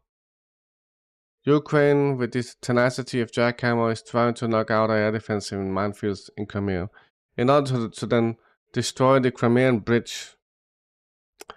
A terrorist attack was prevented in Crimea. 2 Ukrainian agents planned to cause an explosion on the railway. That was prevented. So I want to show you something. Yesterday we saw Blinken having dinner with Kuleba in a Kiev restaurant, and they were having pizza, right? It was this place. That's where they were, okay? Ukrainians Kuleba took Blinken out for a cozy dinner to a popular pizza place in Kiev. What Western media isn't telling you is that it's decorated with Nazi symbols and pictures from the Odessa Trade Union House massacre, where Ukrainian Nazis burned civilians alive in 2014.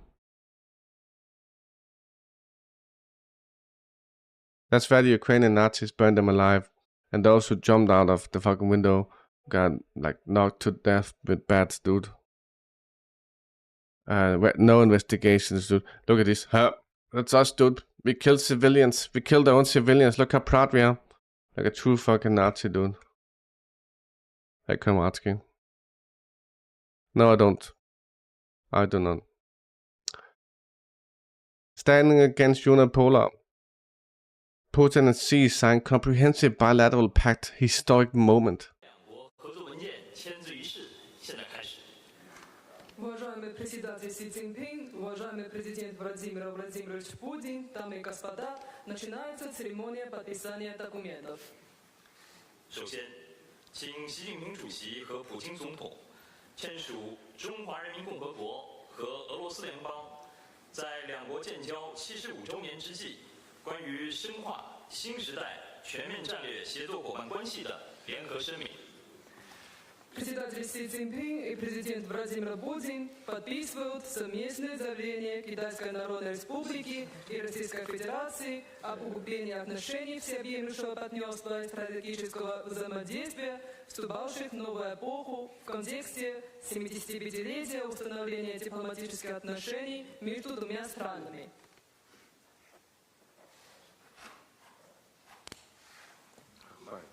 Okay. Very cool. Very cool, boys. Russia was Cosmos Space Agency. CEO Borisov said that the Russian-Chinese expansion on the moon will begin after 2036. And then there's an update from Robert Fico from Slovakia. Doctors have managed to stabilize the condition.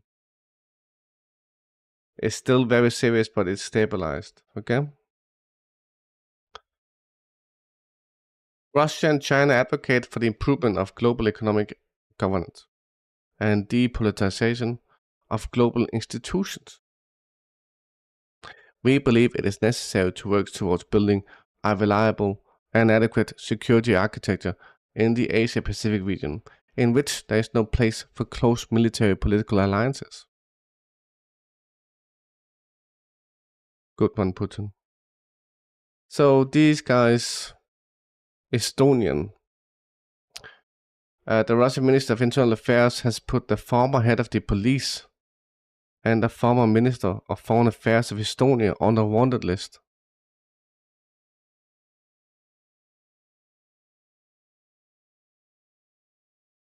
Alma Vahir and the Umas Raisal are wanted for the destruction and damage of monuments of Soviet soldiers.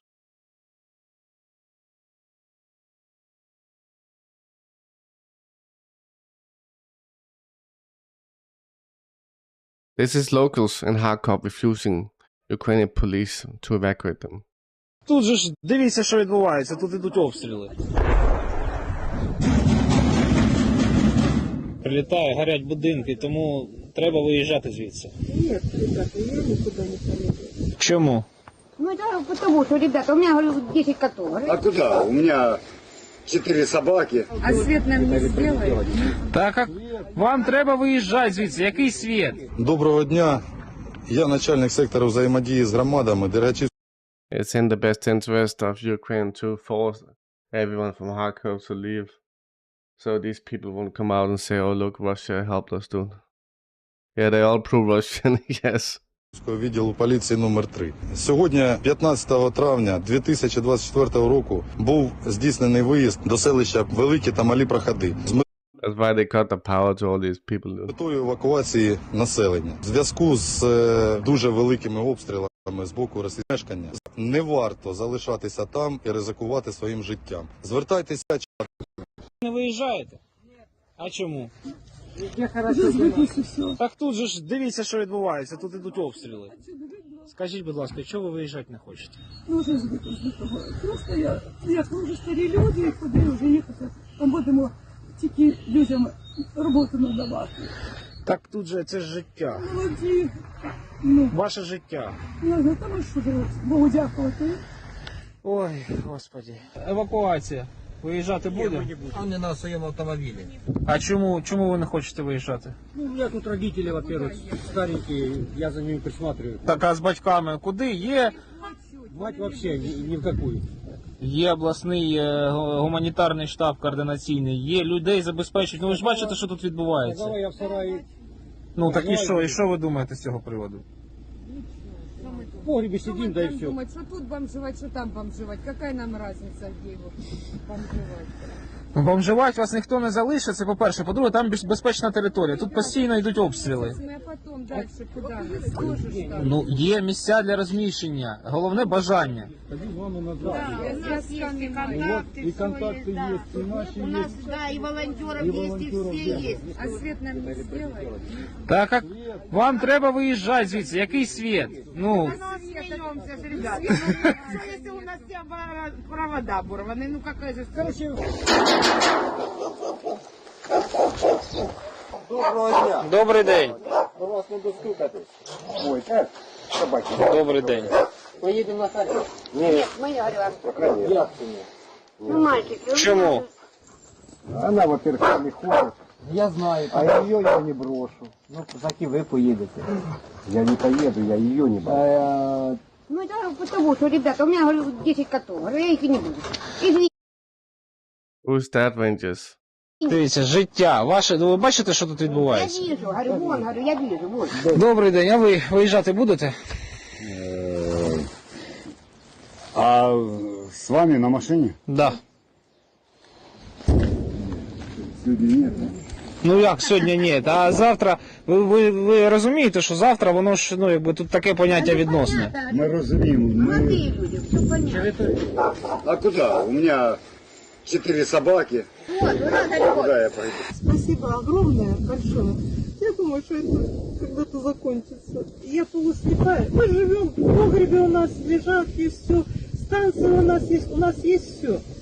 Тут мы готовы ко всему. That's right, so Теж, ну, прилітає, I can't tell the горять будинки, difference, тому треба виїжджати звідси. Нет, ребята, я никуда не поеду. Бережіть себе, будь ласка. Спасибо большое, спасибо вам огромное. Ми дуже сподіваємося, що ви передумаєте і виїдете звідси. What I showed you was the Belbog airfield on May 16th. The Ukrainians attacked the military airfield. There was a secondary detonation. So, what was it? Looked like it looks like the detonation on the ground at least. This is in the border towns of Kharkov, where Ukraine is trying to force them to evacuate, but the people don't want to evacuate. Click look, I was more curious about whether that attack was successful or not. It looks like on the video that there was detonations on the ground. That's what it looks like. Israeli troops forced out of northern Gaza, al-Satoun. Resistant fighters are fiercely confronting troops across Gaza's north, which is witnessing renewed Israeli army operations. Hey Daisy, how you doing? We got some more videos from China, boys. I'm not sure if I want to watch all of these. I'm just curious. That's Piskov. What else, dude? So that.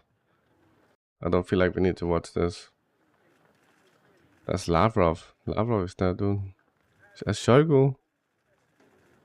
Jake Sullivan. Just kidding.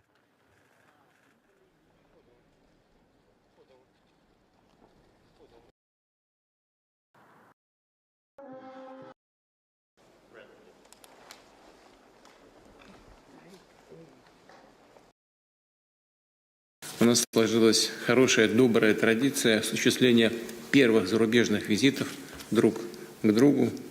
И это является наглядным подтверждением того значения, которое придается и у нас, и у вас, в Москве и в Пекине, курсу на последовательное развитие двусторонних отношений, всеобъемлющего партнерства и стратегического взаимодействия.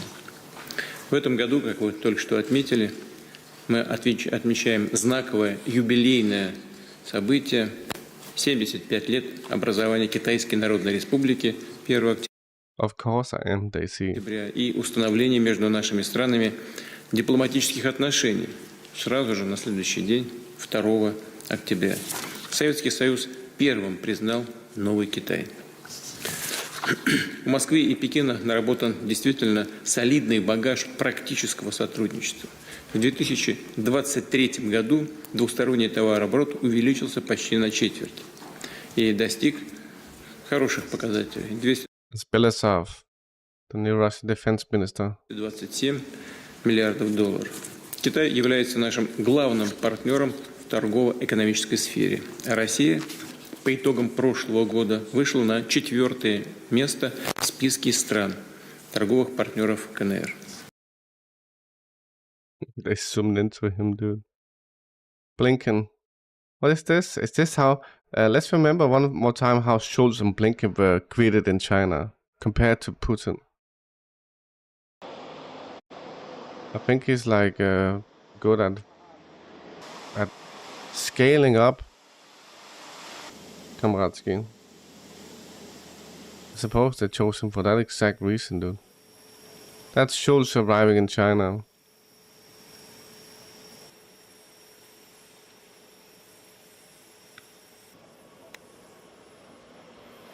Look at this reception, dude.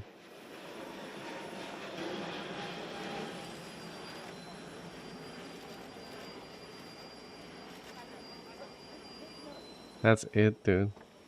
Lol, Scholz. Blinken.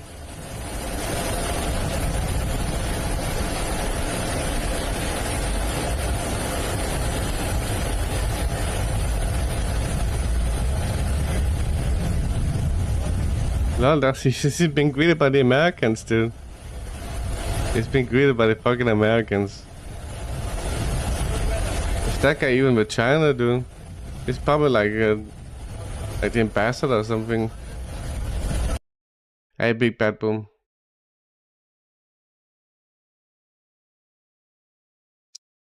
Hundreds of French police deployed amid New Caledonia riots.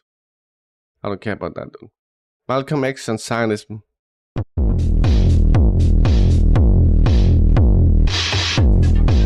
Only 1,000 years ago, Moors lived in Spain. Would this give them... fuck off, dude. Would this give the Moors of today the legal and moral right to invade and drive out the citizen? Set up a new nation where Spain used to be, as the Zionists have done to our brothers and sisters in Palestine. Hey Shelbel, how are you doing? This is Hungary's foreign minister, talking about sanctions on Russia.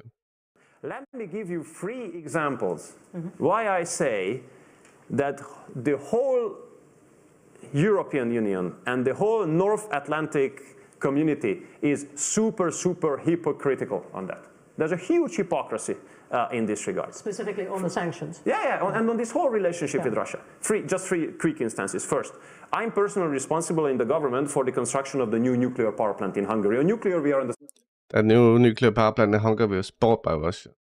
Sold by Russia to Hungary. Same page with United Kingdom, maybe not on the fact that we are working together with the Russians on that, but on nuclear we are on the same side. So in 2014 we signed a contract with the Rosatom, which is the Russian nuclear energy company, to build a nuclear power plant for us. Okay, we are now building the nuclear power plant, the land preparation, everything is going on. Russians, okay. If I take you to the site tomorrow, you will see huge works going on, but you will see American, German, and French subcontractors working on the site, paid by the Russians to work there. Okay, so this is my first point. Second point of mine. We have been under constant pressure not to work together with the Russians on nuclear energy, not to buy nuclear fuel from the Russians. I mean, if we don't buy nuclear fuel from the Russians, we have to shut down the nuclear power plants of ours, nuclear power plant, which currently covers 33% of the electricity demand of ours. Okay, stop buying nuclear fuel. Who was the #1 supplier of uranium of the United States last year? Russia. United States spent more than $1 billion on Russian uranium last year. Russia was the #1 uranium supplier of the United States last year, and they are putting pressure on us not to buy fuel from the Russians. Third point I want to make. Oil. The Western Europeans are so proud of themselves. We got rid of Russian oil. You Central Europeans, you could not make it. You know, that's how much we are better than you. You know, we got rid of Russian oil. Share of Russian oil to India was below 1% before the war. Now it's very close to 40%. Before the war, Europe was not buying Indian oil. Now Europe is the #1 customer of Indian oil. Indian oil, okay? So, and since we are not buying it, I guess there are others in Europe who are buying it, and those must be those who say that they are not buying oil from Russia. So when it comes to cooperation with Russia, I understand it's very easy to say that, you know, Szijjártó is friend of Lavrov, Orban is meeting with Putin, you know, you Hungarians, you are, you know, traitors, you are the propagandists of Kremlin. Very easy to say. But when you look behind the scenes, you see that those who are accusing us, they are making much bigger business and much bigger deals with the Russians than we do. So, I mean, you have to look at facts. I understand politics is, you know, on many occasions about perceptions, ideologies, whatever. But if you look at the facts, then you find some surprises. But, you know, not everybody is, you know, ready enough. Kamatsky, they understand. The American politicians understand perfectly well.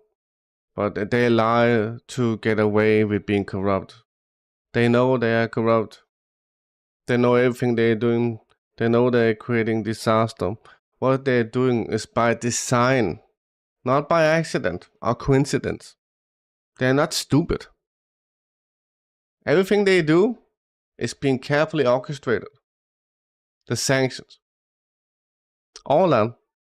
None of that is by accident or stupidity. They are pawns, and they're doing the work they're supposed to be doing, and they are well aware of what they are. It doesn't matter that they appear stupid. It doesn't matter. That's just because they are frauds, dude. The energy companies, the bankers, the MIC, corporations of America. To look after these facts. So that would be my answer on that. Hungary blocked for a time the EU's package of aid and support to Ukraine. It's gone through now. Will that happen again, do you think? No, I mean, this must... America, what they did with the war in Ukraine, de-dollarization is going to happen regardless. It started in 2014. BRICS started way earlier. China is rising way earlier. China took over America in 2013 or something like that. China is already way more powerful than America. America just lies about it, dude. So what America did is that they stole Europe. So BRICS couldn't have it. So you have multipolarity, whether you want it or not. And what America did is they stole Europe for their own pole. So the other pole couldn't have it. That's what they did. By design, by intent, carefully orchestrated. Be a mistake, sorry to say, with all my respect, because we have not blocked any aid to Ukraine. We are just simply not delivering weapons. We are carrying out the largest humanitarian operation of the history of our country. So there's no blocked aid from our side. The only thing what we said, we do not deliver weapons. What the others do is their own responsibility. What we don't like is the sanction policy, because, I mean, again, whenever we discuss the sanction policy, and I'm brave enough to raise the question, what is the goal? And the goal is to push Russia on its knees and to push Russia stop the war. That was the goal 2 years ago. And my question is, okay, 2 years gone, was the sanction regime helpful in this regard? Is Russia on its knees, and is the war coming to an end? No. And when I say, okay, then let's look at the impacts on us. Then instead of making a thorough analysis, the answer I get that you are the propagandist of Kremlin or friend of the Russians, period. So this is the way of rational debates currently in the European Union. But the sanctions policy have put a lot of harm on the European economies. I mean, look at us, for example. Look at us. I mean, our inflation rate has skyrocketed to 27% last year. Last year we had to sacrifice in order to fight against inflation and bring down now it's 3.8. But it was 27%, not because of us, because of this environment. Of course. National energy. Of course. To Europe's detriment. Of course, yes. Europe was thriving way more with cheap energy. Obviously. Obviously, any country is better off with cheap energy, right? Obviously.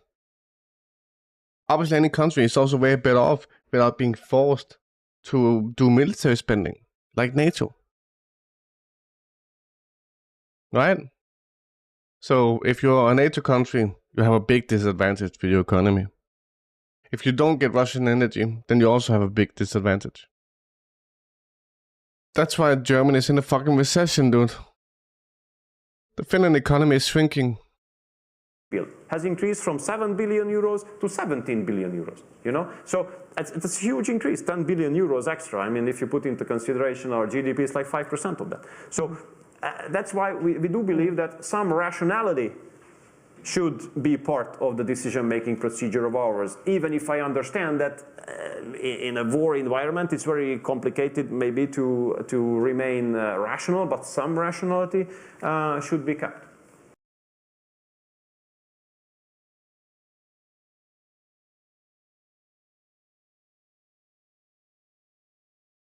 Guys, it's fucking warm here, dude.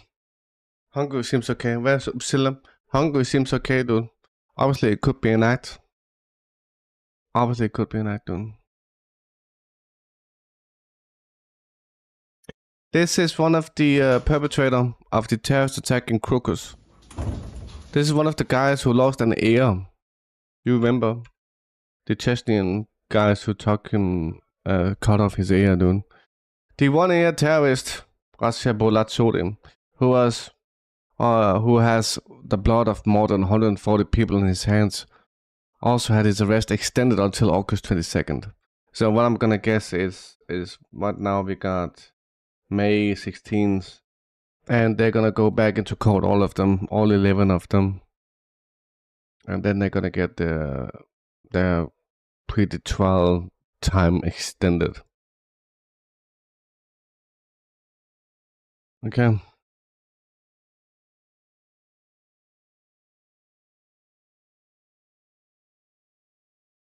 And 14 Palestinians were killed after the bombing of UNRWA Al-Sabra clinic in southern Gaza.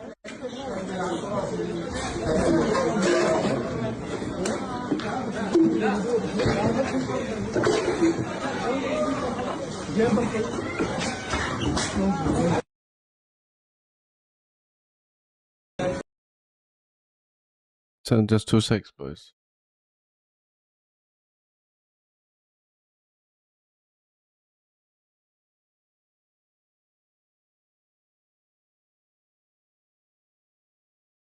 That's way too early, Click Lock. We got tomorrow off, and we got Monday off as well.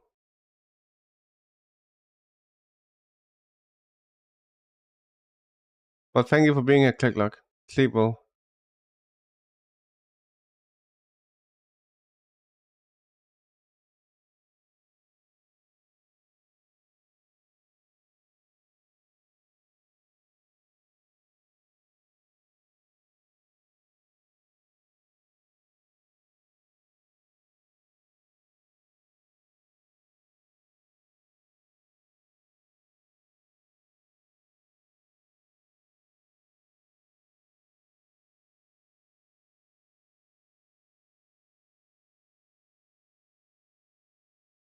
One sec, boys.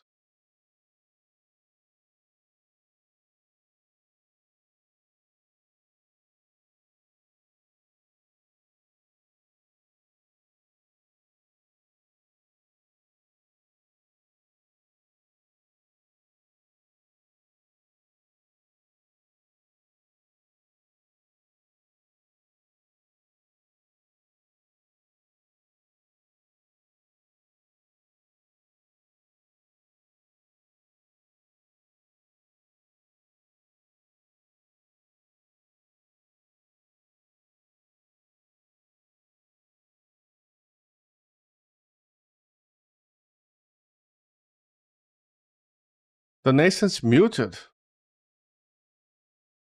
Teo, I think I did that on purpose. Because the audio was like messed up. But maybe I did it wrong. I think I did it wrong. I will play that at the end, Teo, because I will get DMCA'd if I do it now. But thank you, Teo. Thank you, man. Let me hurry. How much do we have left? Fuck this one.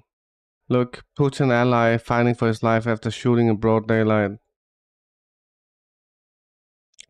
America, dude. Take a look at the fucking bridge. Bridge fall in USA continues. Yesterday, an oil barge crashes into a bridge in Galveston, Texas. As a result, part of the railway track collapsed and an oil spill occurred.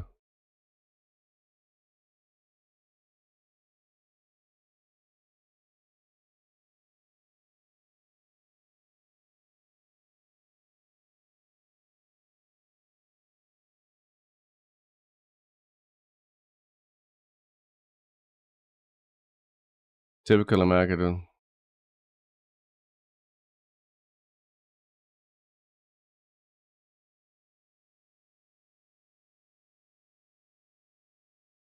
There's a volunteer mobilization.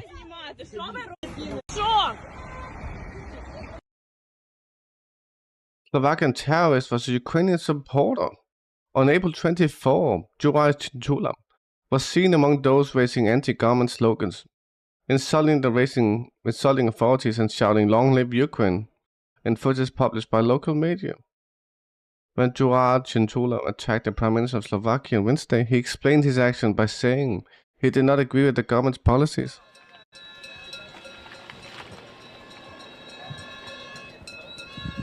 Election, I explained to you about Moldova. Did you hear what I said earlier?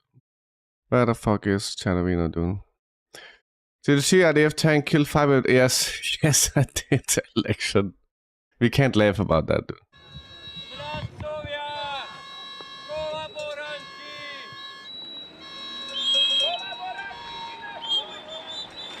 An EU flag, dude. NATO, holding NATO. How cock can you be, dude?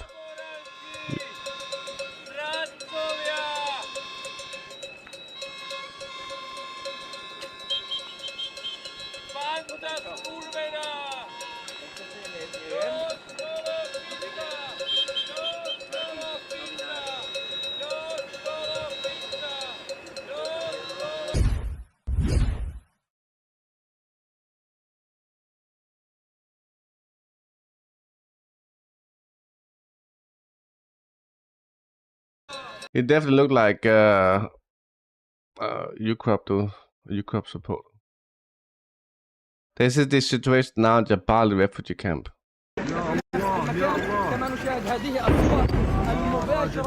This is north of Gaza.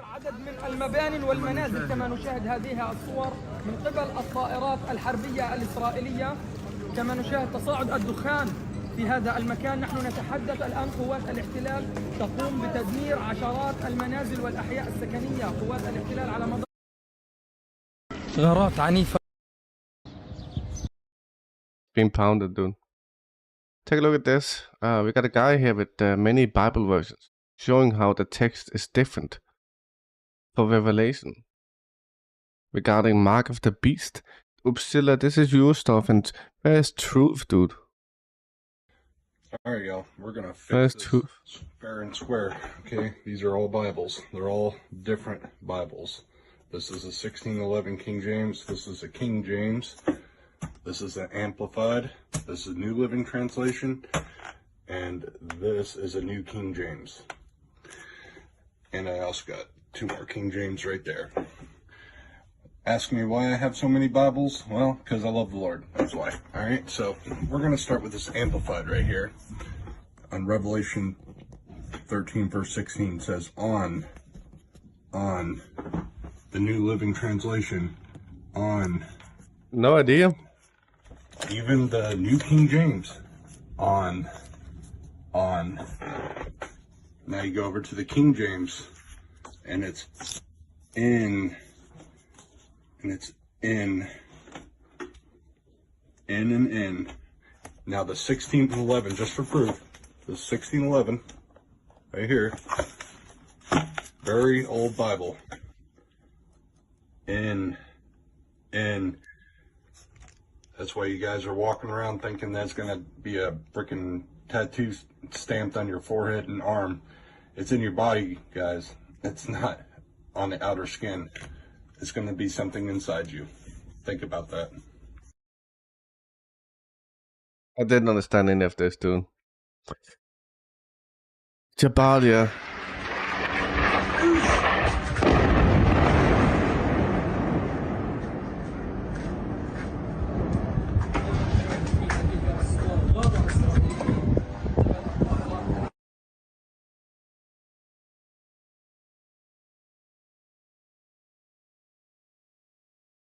I'm just trying to do a bit of cleaning because everything is fucked up on this apartment, dude.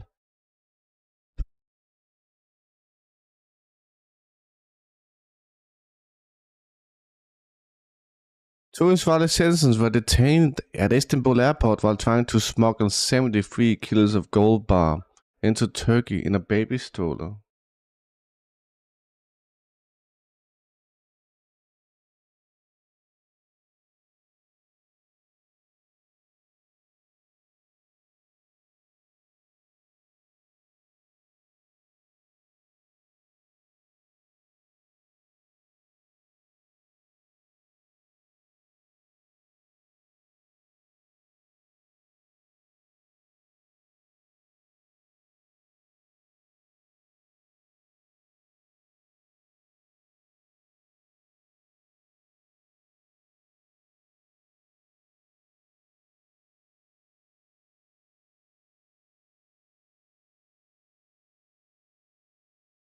The reason why this is interesting, dude, It's because Israel is known to fucking steal gold from all over the place, dude.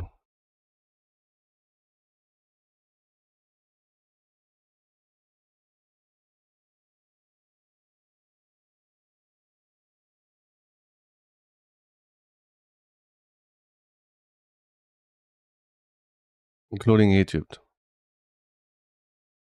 So how much is it worth? 5.6 million. Is that right, dude?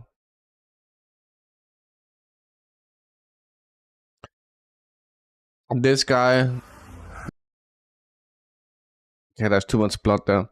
So a prominent Italian chef, Gabriele Rubini, known as Chef Rubio, posted on his Twitter account revealing that a group of Zionists ambushed and attacked him outside his home over his support for Palestine. They waited for me outside my house, 6 of them, and cut the gate wires to massacre me.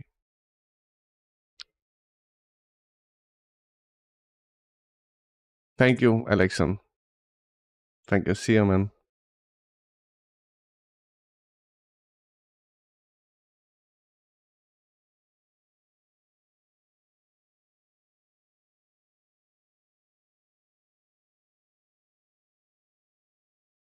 Turp.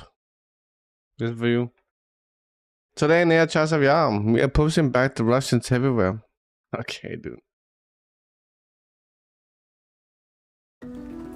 We got footage here showing a mother and a daughter meeting near Divka after long separation.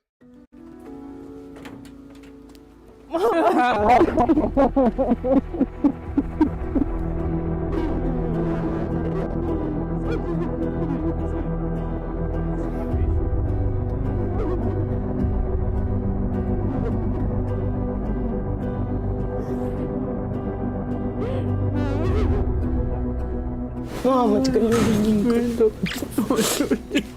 Ждала. Сколько ждать можно, Господи. Ну, что-то думала, что сегодня дождусь. Конечно, дождешься.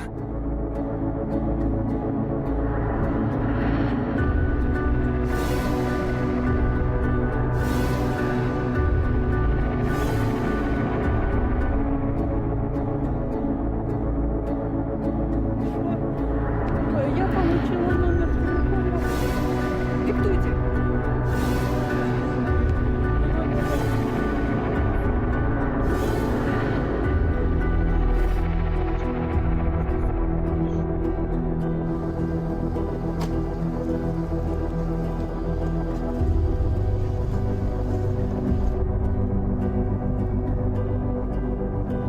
هذا الجهاز الذي يشير إلى وجود مسيرات في الهواء.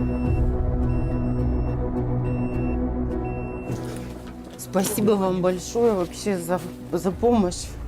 Всем низкий поклон. Я вас благодарю за то, что меня привезли к мамочке.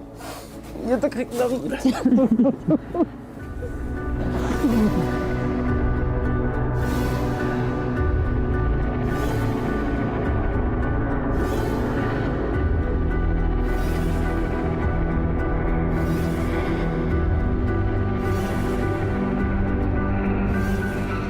Я еще с сыном жила здесь. Сын был, пропал. Вот ищем, подала в розыске сын.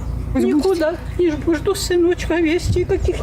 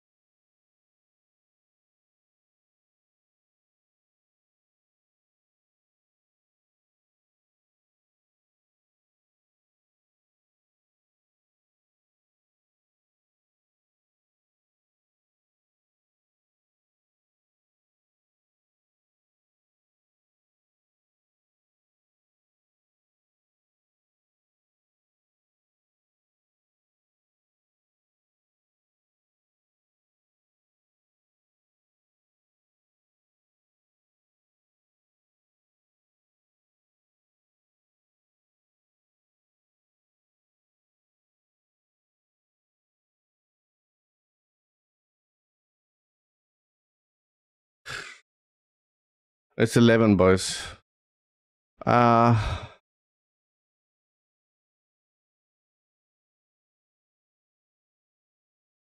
Video appeared on Slovak social media. This is that guy again. We saw that earlier. This is the assassinator being pro-Ukraine. Okay. A large warehouse of naval drones were destroyed by a missile strike by Russian armed forces in Nikolaev. This is west of Kherson, east of Odessa.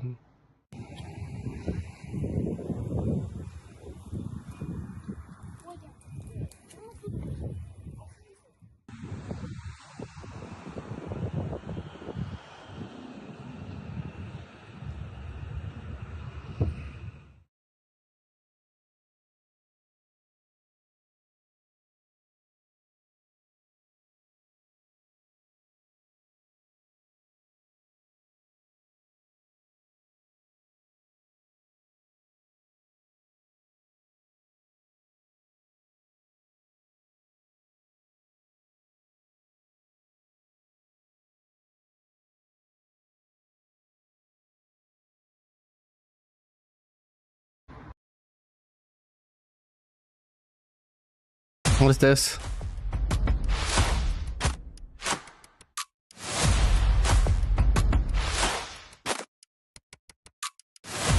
Guys, I'm fucking sweating, dude. What's the weather, man? 18. Blinking jealous as fuck, boys. Blinking fucking jealous, dude.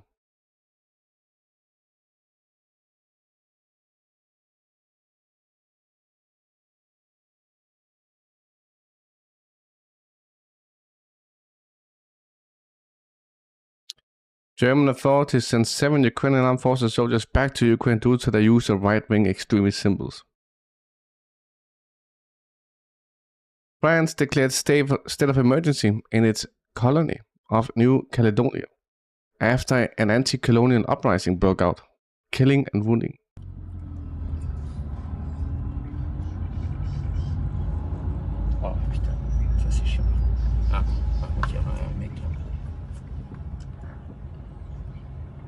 Mais ça, il faut filmer. Quand on va revenir, on va s'arrêter.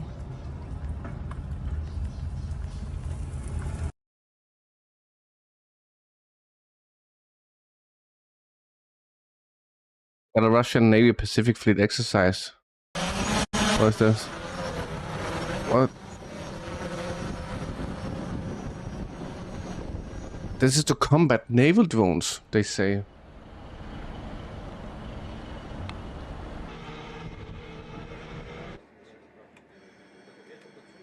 Учебная тревога. Угроза нападения БПЛА противника. Корабль к противороботовой защите приготовить.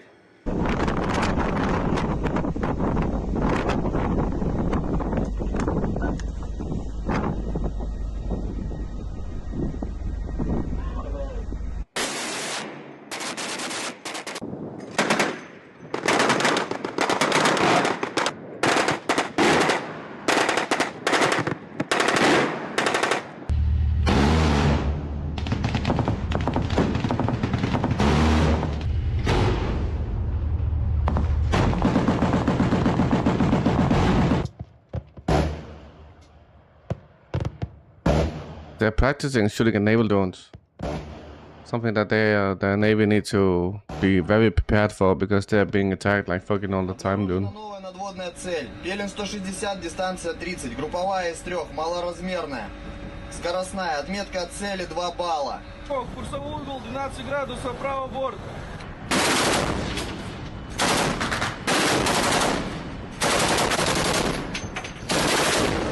This is probably how you're gonna be. This is probably how you're gonna defend against naval drones. The problem is that they just look so unprecise and tough to aim with, dude. It looks very tough to aim with these. We got a Russian troop who was greeted in Ukraine. Батя, с праздником, родной. Батя, с праздником. С праздником тебя, родной. 9 мая. Здоровья тебе, счастья. Всего самого хорошего. This must be weird for him, dude. Fucking 30 years, dude. 30 years of Nazi occupation, dude. Я праздновал каждый год эту победу. Вот так, как я есть, так я и праздную. С праздником, Батя. И мне было по барабану, что они там. Ой, да нет, спасибо, ребят. Берите. Возьми, бать, возьми. Положи в пакетик, батянь. О, вот так она и будет. Ну все, всех благ вам, здоровья, счастья. Ребята, Всего все самого будет хорошего. хорошо. Берегите себя. Все будет хорошо. Главное, чтобы вот эту нечисть убрать. Да уберу. We talked about something like that before, Chechen. An AI swarm. Так теперь все будет нормально. Береги себя, родной. Хорошо. A random. But I'm not sure how efficient it is, dude. You just need a lot of drones. I'm not sure how efficient an AI swarm is going to be. I know the Lancet has some AI functionality. One Lancet can identify a target, and that Lancet drone can hit another target and pass the previous target that wasn't hit onto the other drone, so they can like share targeting data.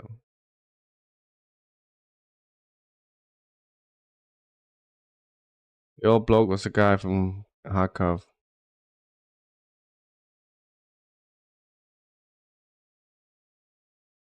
As pro-EU protesters in Georgia take to the streets, authorities stress the country won't submit to foreign meddling. Talk about America, foreign meddling, dude. The rightful place is in the European Union, so we are all together.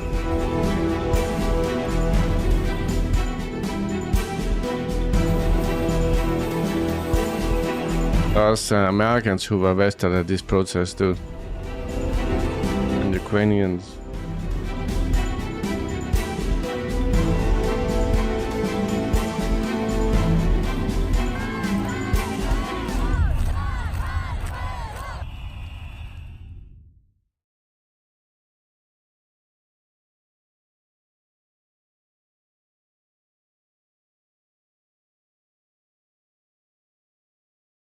Why won't China help us crush Russia so we can then crush China?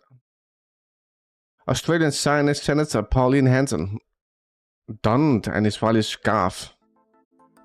Oh, we saw this, dude. Fucking despicable. Look, I got the paycheck. Happening in our country with the Jewish students. Yeah, you should get it. Oh, the Jewish students, oh no, dude. What about the fucking genocide? Mistreated. Yeah, they're not dead, dude. On university campuses, to see that what is happening on our streets in Australia with the Palestinian protest marches, I think it is disgusting. It's un-Australian. This is an absolutely stunt. Despicable fucking woman, dude. And I get so annoyed to call it out for what it is, and the Labor Party, for their pathetic attempt and to allow the Palestinians onto the UN Convention is appalling. I would either like you to remove the scarf, it's not a debate, remove the scarf, or to leave the chamber.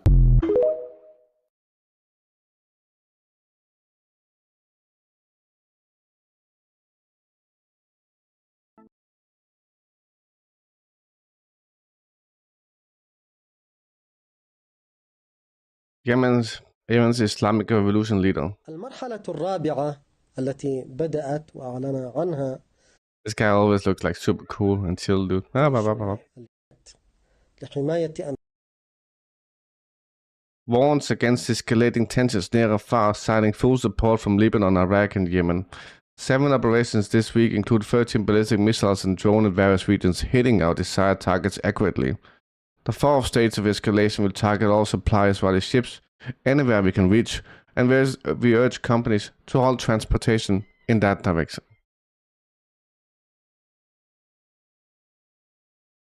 We got something here, dude. There's a video. So today a video surfaced of a Humvee driven by a Ukrainian fleeing. The Humvee got out of control and it rolled around, okay? This is a parody in that incident.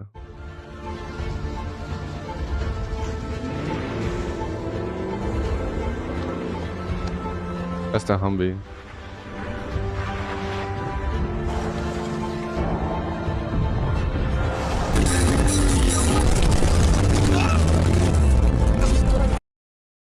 That's so scary, dude. The political atmosphere and tensions in society are growing not only for Slovakia. We also saw an attack on political activist who was campaigning for the European elections in Germany a few days ago. I would like to thank all the representatives or from the countries from over the world for the support which we in this moment need very much, because you see the political atmosphere and the tension in the society is not growing not only in Slovakia. We saw also an attack on a politician activist who was campaigning for the European election in Germany a few days ago. So I think this is not only an issue or a problem of Slovakia. I think politicians also in Europe have to think about this, how to avoid such situations, not only in our country for the future, but in the countries all around the world in the future, because the situation or seems to be very dramatic, not only in Slovakia in this moment, from the political point of view.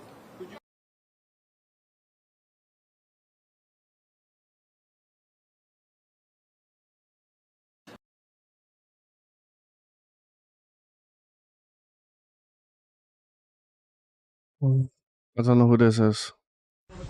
זה אמיתי שהחארות האלה She's Vale, dude. שממומנים מהכספים שלנו צועדים במדינה שלנו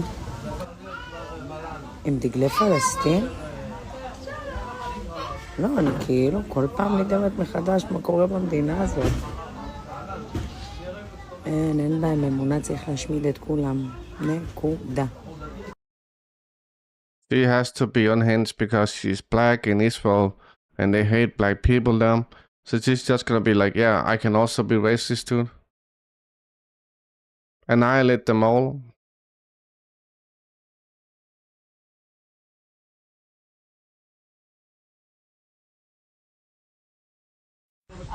זה אמיתי שהחארות האלה שממומנים מהכספים שלנו צועדים במדינה שלנו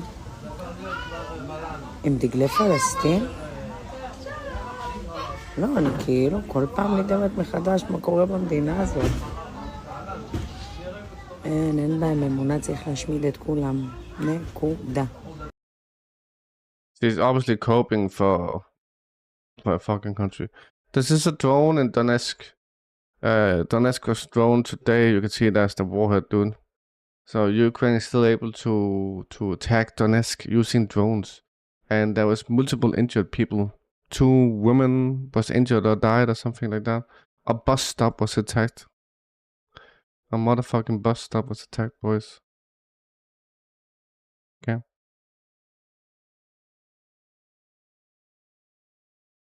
We got Russia taking down a naval drone here. This is in Crimea. 15 unmanned boats of the Ukrainian Navy were destroyed. I think this is the best weapon the Russians have right now. Fucking helicopter, dude. But you just need to be aware that they're fucking coming in. And normally they come in at night, you know? And there's a lot of them. So if there's like 15 of them in one go, then it's tough. You can barely see it, dude. You can't see it. You can see it though. It is actually visible on satellite.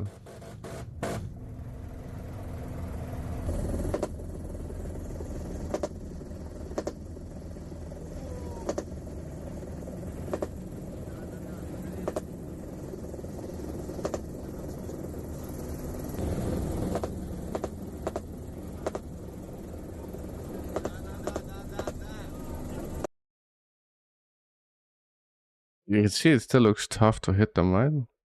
This is RDF dropping grenades in what to me looks like tents. But I'm not completely sure if it is a tent. But they're dropping grenades there, dude. So this is IDF using cheap weapons. Israel pays heavy price for war in Gaza. Israel is paying a heavy price for its decision to continue the war on the Gaza Strip, which has so far claimed the lives of more than 35,000 Palestinians. In the first week of March, the Israeli Defense Forces launched ground operations in the southern Gaza area of Rafah, where more than 1.4 million Palestinians have been taking shelter. It later doubled down by resuming operations in two areas. Israel retreated from Al Zaytun In the northern part of the Strip, the El Zaytoun neighborhood in Gaza City and the Jabalia refugee camp. The Israeli escalation was not without Jabalia is just being bombed, dude. a price, however. On May 10th, 4 soldiers from the Nahal Brigade's 931st Battalion were killed after being hit by explosive devices, which were planted by fighters from the Palestinian Islamic Jihad in the El Zaytoun neighborhood. On the same day, the American Navy became obsolete a long time ago. With the arrival of hypersonic missiles, the American Navy became obsolete. But further to this, it became even more obsolete with the arrival of cheap naval drones.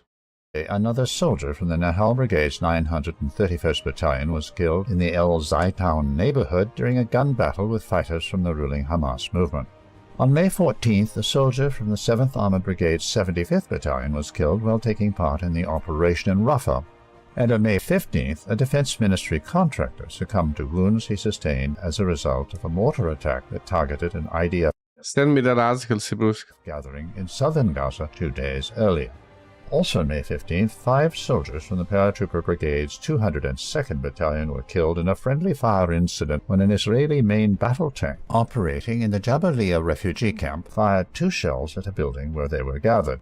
In addition to these human losses, both Hamas and Islamic Jihad released videos showing dozens of IDF vehicles, including tanks, armored personnel carriers, and bulldozers, being hit with rocket-propelled grenades and explosive devices in Rafah, El Zaytoun, and Jabalia. Israel's losses were not limited to Gaza, as Hezbollah escalated attacks from Lebanon in response to the war on the Strip. On May 11th, the group attacked an Iron Dome air defense system deployed at a base near the settlement of Beit Hillel with 3 suicide drones. May 13th, more drones were launched by the group at the barracks in the same base. And on May 14th, Hezbollah attacked a small surveillance aerostat and its control room at the Adamit site with guided missiles, killing an Israeli. On May 15th, Israel's state-of-the-art Skydew radar early warning aerostat was damaged in a drone attack by the group on its home base near the settlement of Ilania. In addition, Israel faced 6 attacks with suicide drones and cruise missiles by the Islamic resistance in Iraq between May 11th and 15th. Overall, the cost Israel is paying for the war on Gaza is increasing every day. The country is also facing more international pressure. Meanwhile, the war is yet to achieve any of its goals. Where were you? In order to attack in 15-boat wave, Ukraine accumulates boats drifting until the right moment. Looks like these boats were discovered early on. Yeah, it doesn't seem like it's completely foolproof tactic.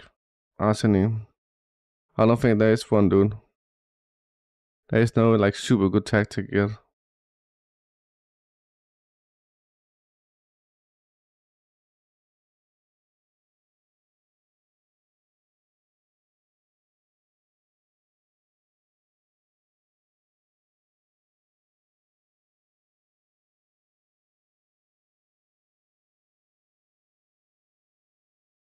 Good night, Wizard. Sleep well. Thank you for being here, Wizard. Western media is trying to post that this guy is associated with a pro-Russian paramilitary group, and then we refer to something called V Square. Tom did some investigation into V Square. V Square is government funded by America to peddle lies. U.S. State Department, NED, U.S. aid, etc. So they're trying to push the narrative that he was actually not. It wasn't us that killed him, it was Putin, you know. So this looks like Gaza.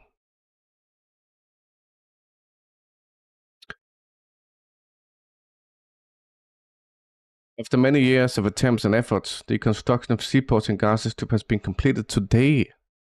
The Palestinians finally received the assets they've been dreaming of, but under the auspices of Israel, the Americans will completely destroy homeland.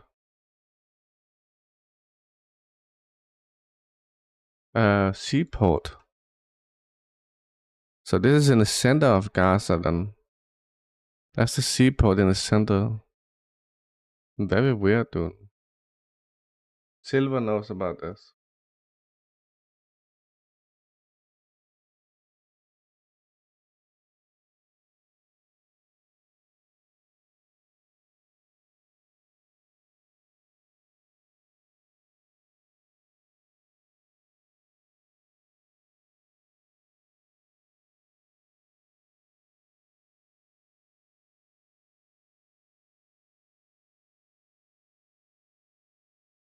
Putin expresses gratitude for Xi for China's initiative to resolve the Ukrainian conflict.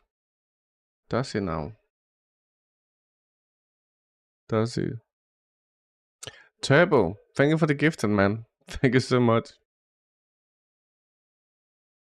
There's no audio.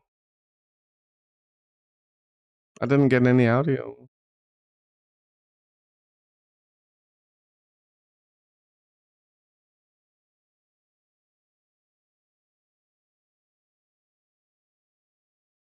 Weird.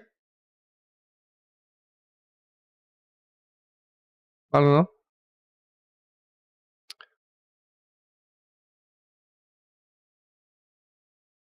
I think so too, Zilla. It's a bit too obvious, but maybe. Russia bombed itself again, Belgium region. This is ridiculous. Fucking dumbass Americans, dude. Look. Oops, I clicked on something. Sorry.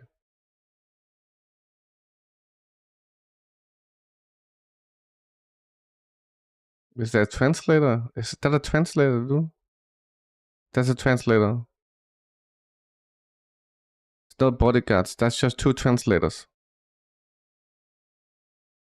What a shame, dude. Putin should learn Chinese and Xi should learn Russian. Right. They should fucking learn Russian and Chinese. What's wrong with them, dude? Putin knows English. Turbo, again, thank you, man. Did you do it again? Yes. Thank you.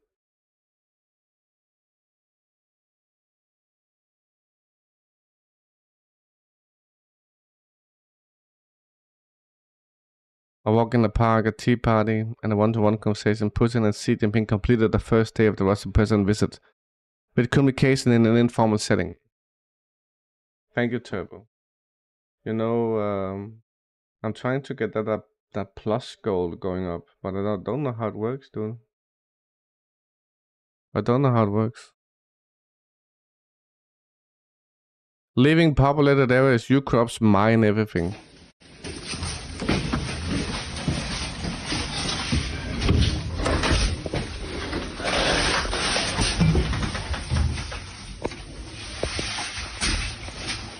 Ew. Oh shit, there's a mine there, dude. Holy shit, did you see that, assholes?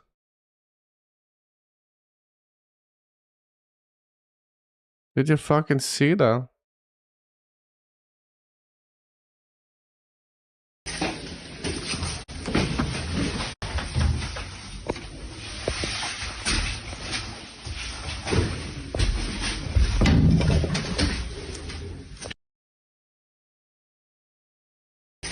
What the shit?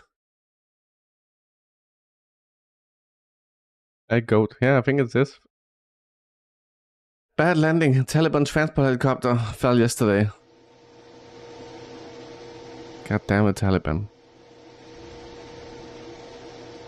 You could survive this, honestly. It looks survivable.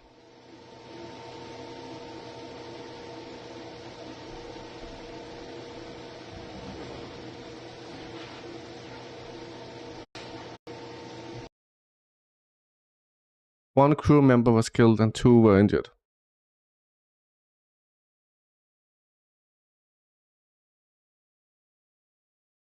Brigad Budanov, the head of Ukraine's main intelligence directorate, trying to convince the citizens of his country that in certain sectors of the front, They're already driving the Russian forces to the border. Оцінюєте ситуацію на Харківському напрямку, наприклад, під Вовчанськом? Залишення того чи іншого села – це питання збереження життя наших бійців. Головне, що нам вдалося перегрупуватися. Ukraine did technically do a tactical retreat, which is good, because they would just die otherwise. But it's not in the nature of Ukraine to do this. Ukrainian tactic is a war of conquest, right? That's why they flew so much into Rabotino. That's why they flew so much into Klishivka without gaining anything, dude. Вигідніші рубежі оборони і зупинити наступ. А що буде далі? Зможуть ли наші хлопці дати відсіч, коли ми зможемо вибити ворога з наших територій? Може бути, планується якась масштабна операція? Деталей, але можу запевнити, що на окремо... Maybe some large-scale operation will be planned. The interview is pushing for another counter-offensive. Масштабна операція. Деталей, але можу запевнити, що на окремих ділянках фронту ми вже наступаємо у бік російського кордону. Думаю, найближчим часом ця тенденція пошириться. He doesn't look too confident, dude. Nice, Turbo. Keep us informed, dude. Hey, Khan.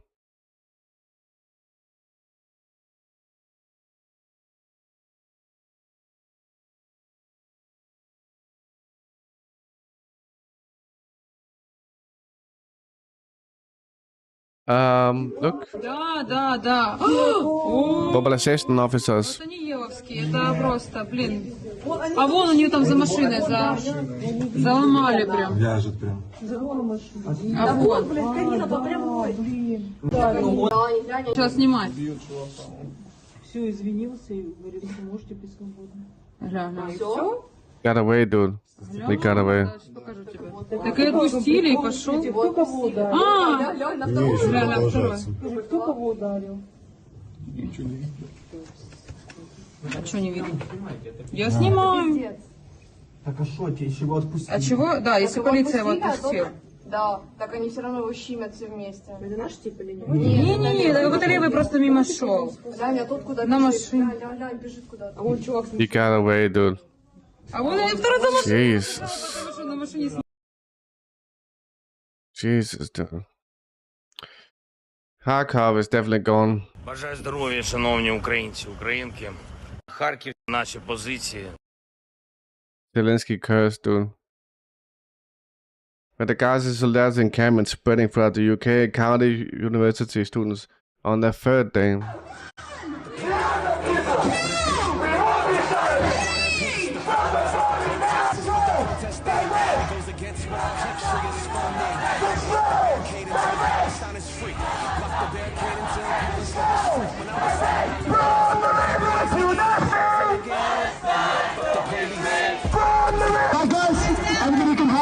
Let's go. Onto the grass. Hey, Charlie Mac.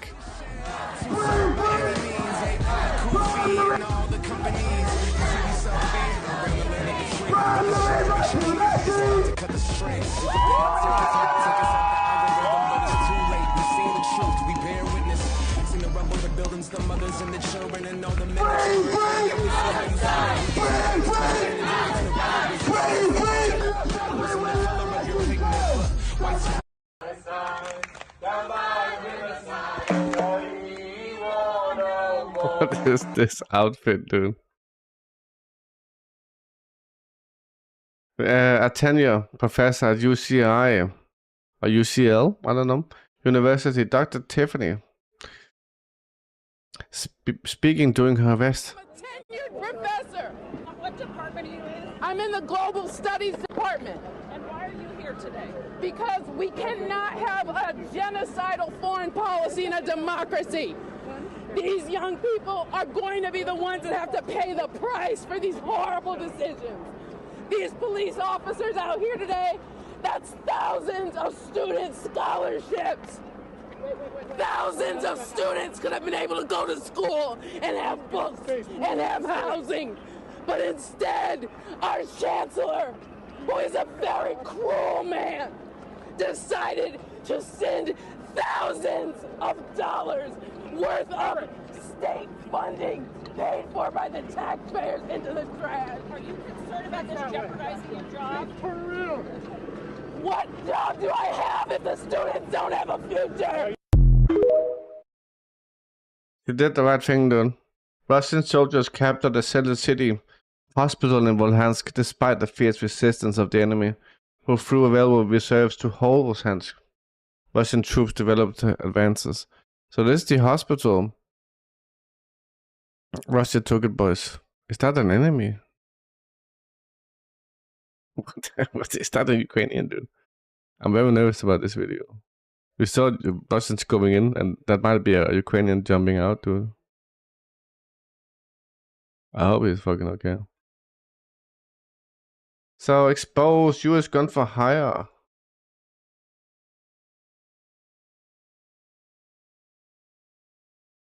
Oh, for fuck's sake, dude.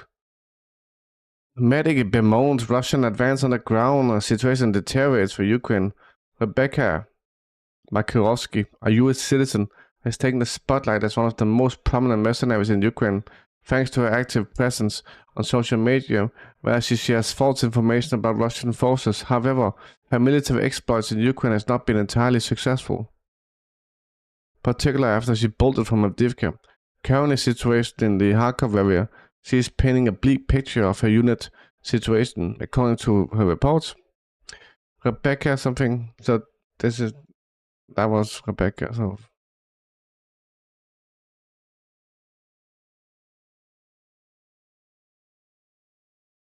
Reese shared a series of tweets claiming she's currently near Kharkov, as shown in photo number 1. She revealed that things are escalating really rapidly. She's asking for new donations.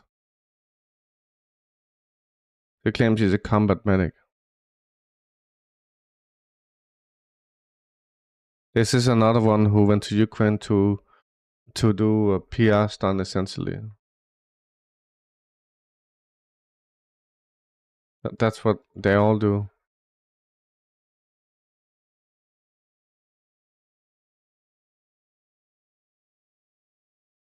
Did he just lie, dude? Russia target medical points.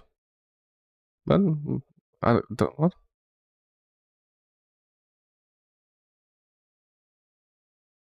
Fucking liar, dude. Fucking dumb bitch. Average fucking evil lack of soul, dude. Hey, DTML.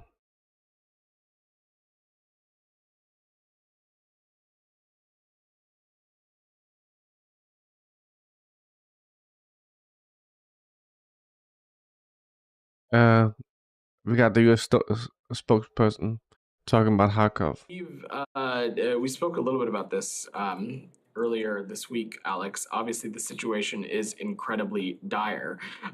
We know that this is a challenging time, but we are sure that military aid is also going to make a real difference on the battlefield. The Secretary yesterday announced $2 billion in additional assistance in foreign military financing to establish not just the Ukraine Defense Enterprise Program and further enhance Ukraine's capability to defend against Russia and its continued assault as well. A few on Russia, if I may. At the case of Gordon Black, there are reports on Russian media that he pleaded guilty. I don't want to dignify everything they said, but they said that he was accused of stealing from his girlfriend, but he... I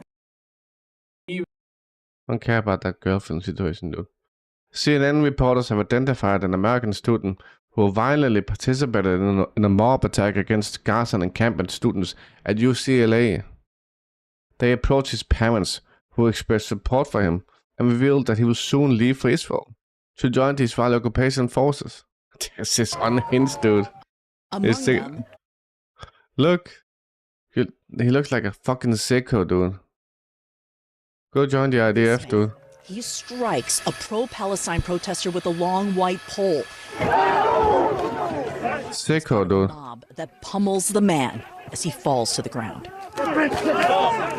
Stop. He's seen in multiple videos wearing this white mask, striking the barriers, throwing objects into the encampment. Without his mask, we see who he is. 18-year-old Idan On of Beverly Hills, a senior at a local high school. Come inside to the kitchen. How do I get inside? I spoke with his mother. Hi there. Are you Sharon? Hi. How are you? Hi. The parents are just like eagerly doing this. Yeah, please, please. Let me beg for Israel. Hi. Let me introduce us. She did not want to be on camera, but quickly identified her son from this picture at UCLA that night. She described in detail how her son found the mask and pole on the ground and said he was found a mask on the ground. Come on, dude. In this fight. On her Facebook page, Idan On's mother posted and circled a screen grab of her son from a local TV station. She wrote in Hebrew, Idan went to bully the Palestinian students in the tents at UCLA. Idan's mother and father proudly support Israel and defended their son's actions at UCLA, saying he is heading to Israel to join the IDF. After our interview, she texted to say Idan denies being at UCLA. Fucking sickos, dude. Fucking sicko, dude. He wants to go fight civilians, dude. What a fucking sicko. You also saw how he was pummeling that guy who was lying down, dude. Hitting on a man who wasn't being able to defend himself. Hey, Ants. Hey, Maya. Why growing China-Russia military ties worry the West? Kirby, Ukraine's democracy is weakened. The text here says Kirby, but the video is blinking. Ukraine's democracy is weakened. Yeah. Citizens stop believing that they can hold their government accountable and fix the flaws in their system from within. No wonder Putin sought to weaponize corruption in Ukraine. Okay, dude. An Israeli soldier posted an image of the Palestinian blindfolded, tied, and thrown on the back of a truck, bound for Israeli torture camps.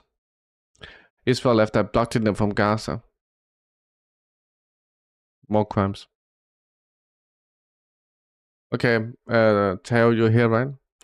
Russia's latest illegal offensive in Ukraine should be a wake-up call for every Western nation which values their freedom. Listen to my sit-down interview. Fuck off, dude. Fuck off. Join press fuck off. Good Tao, because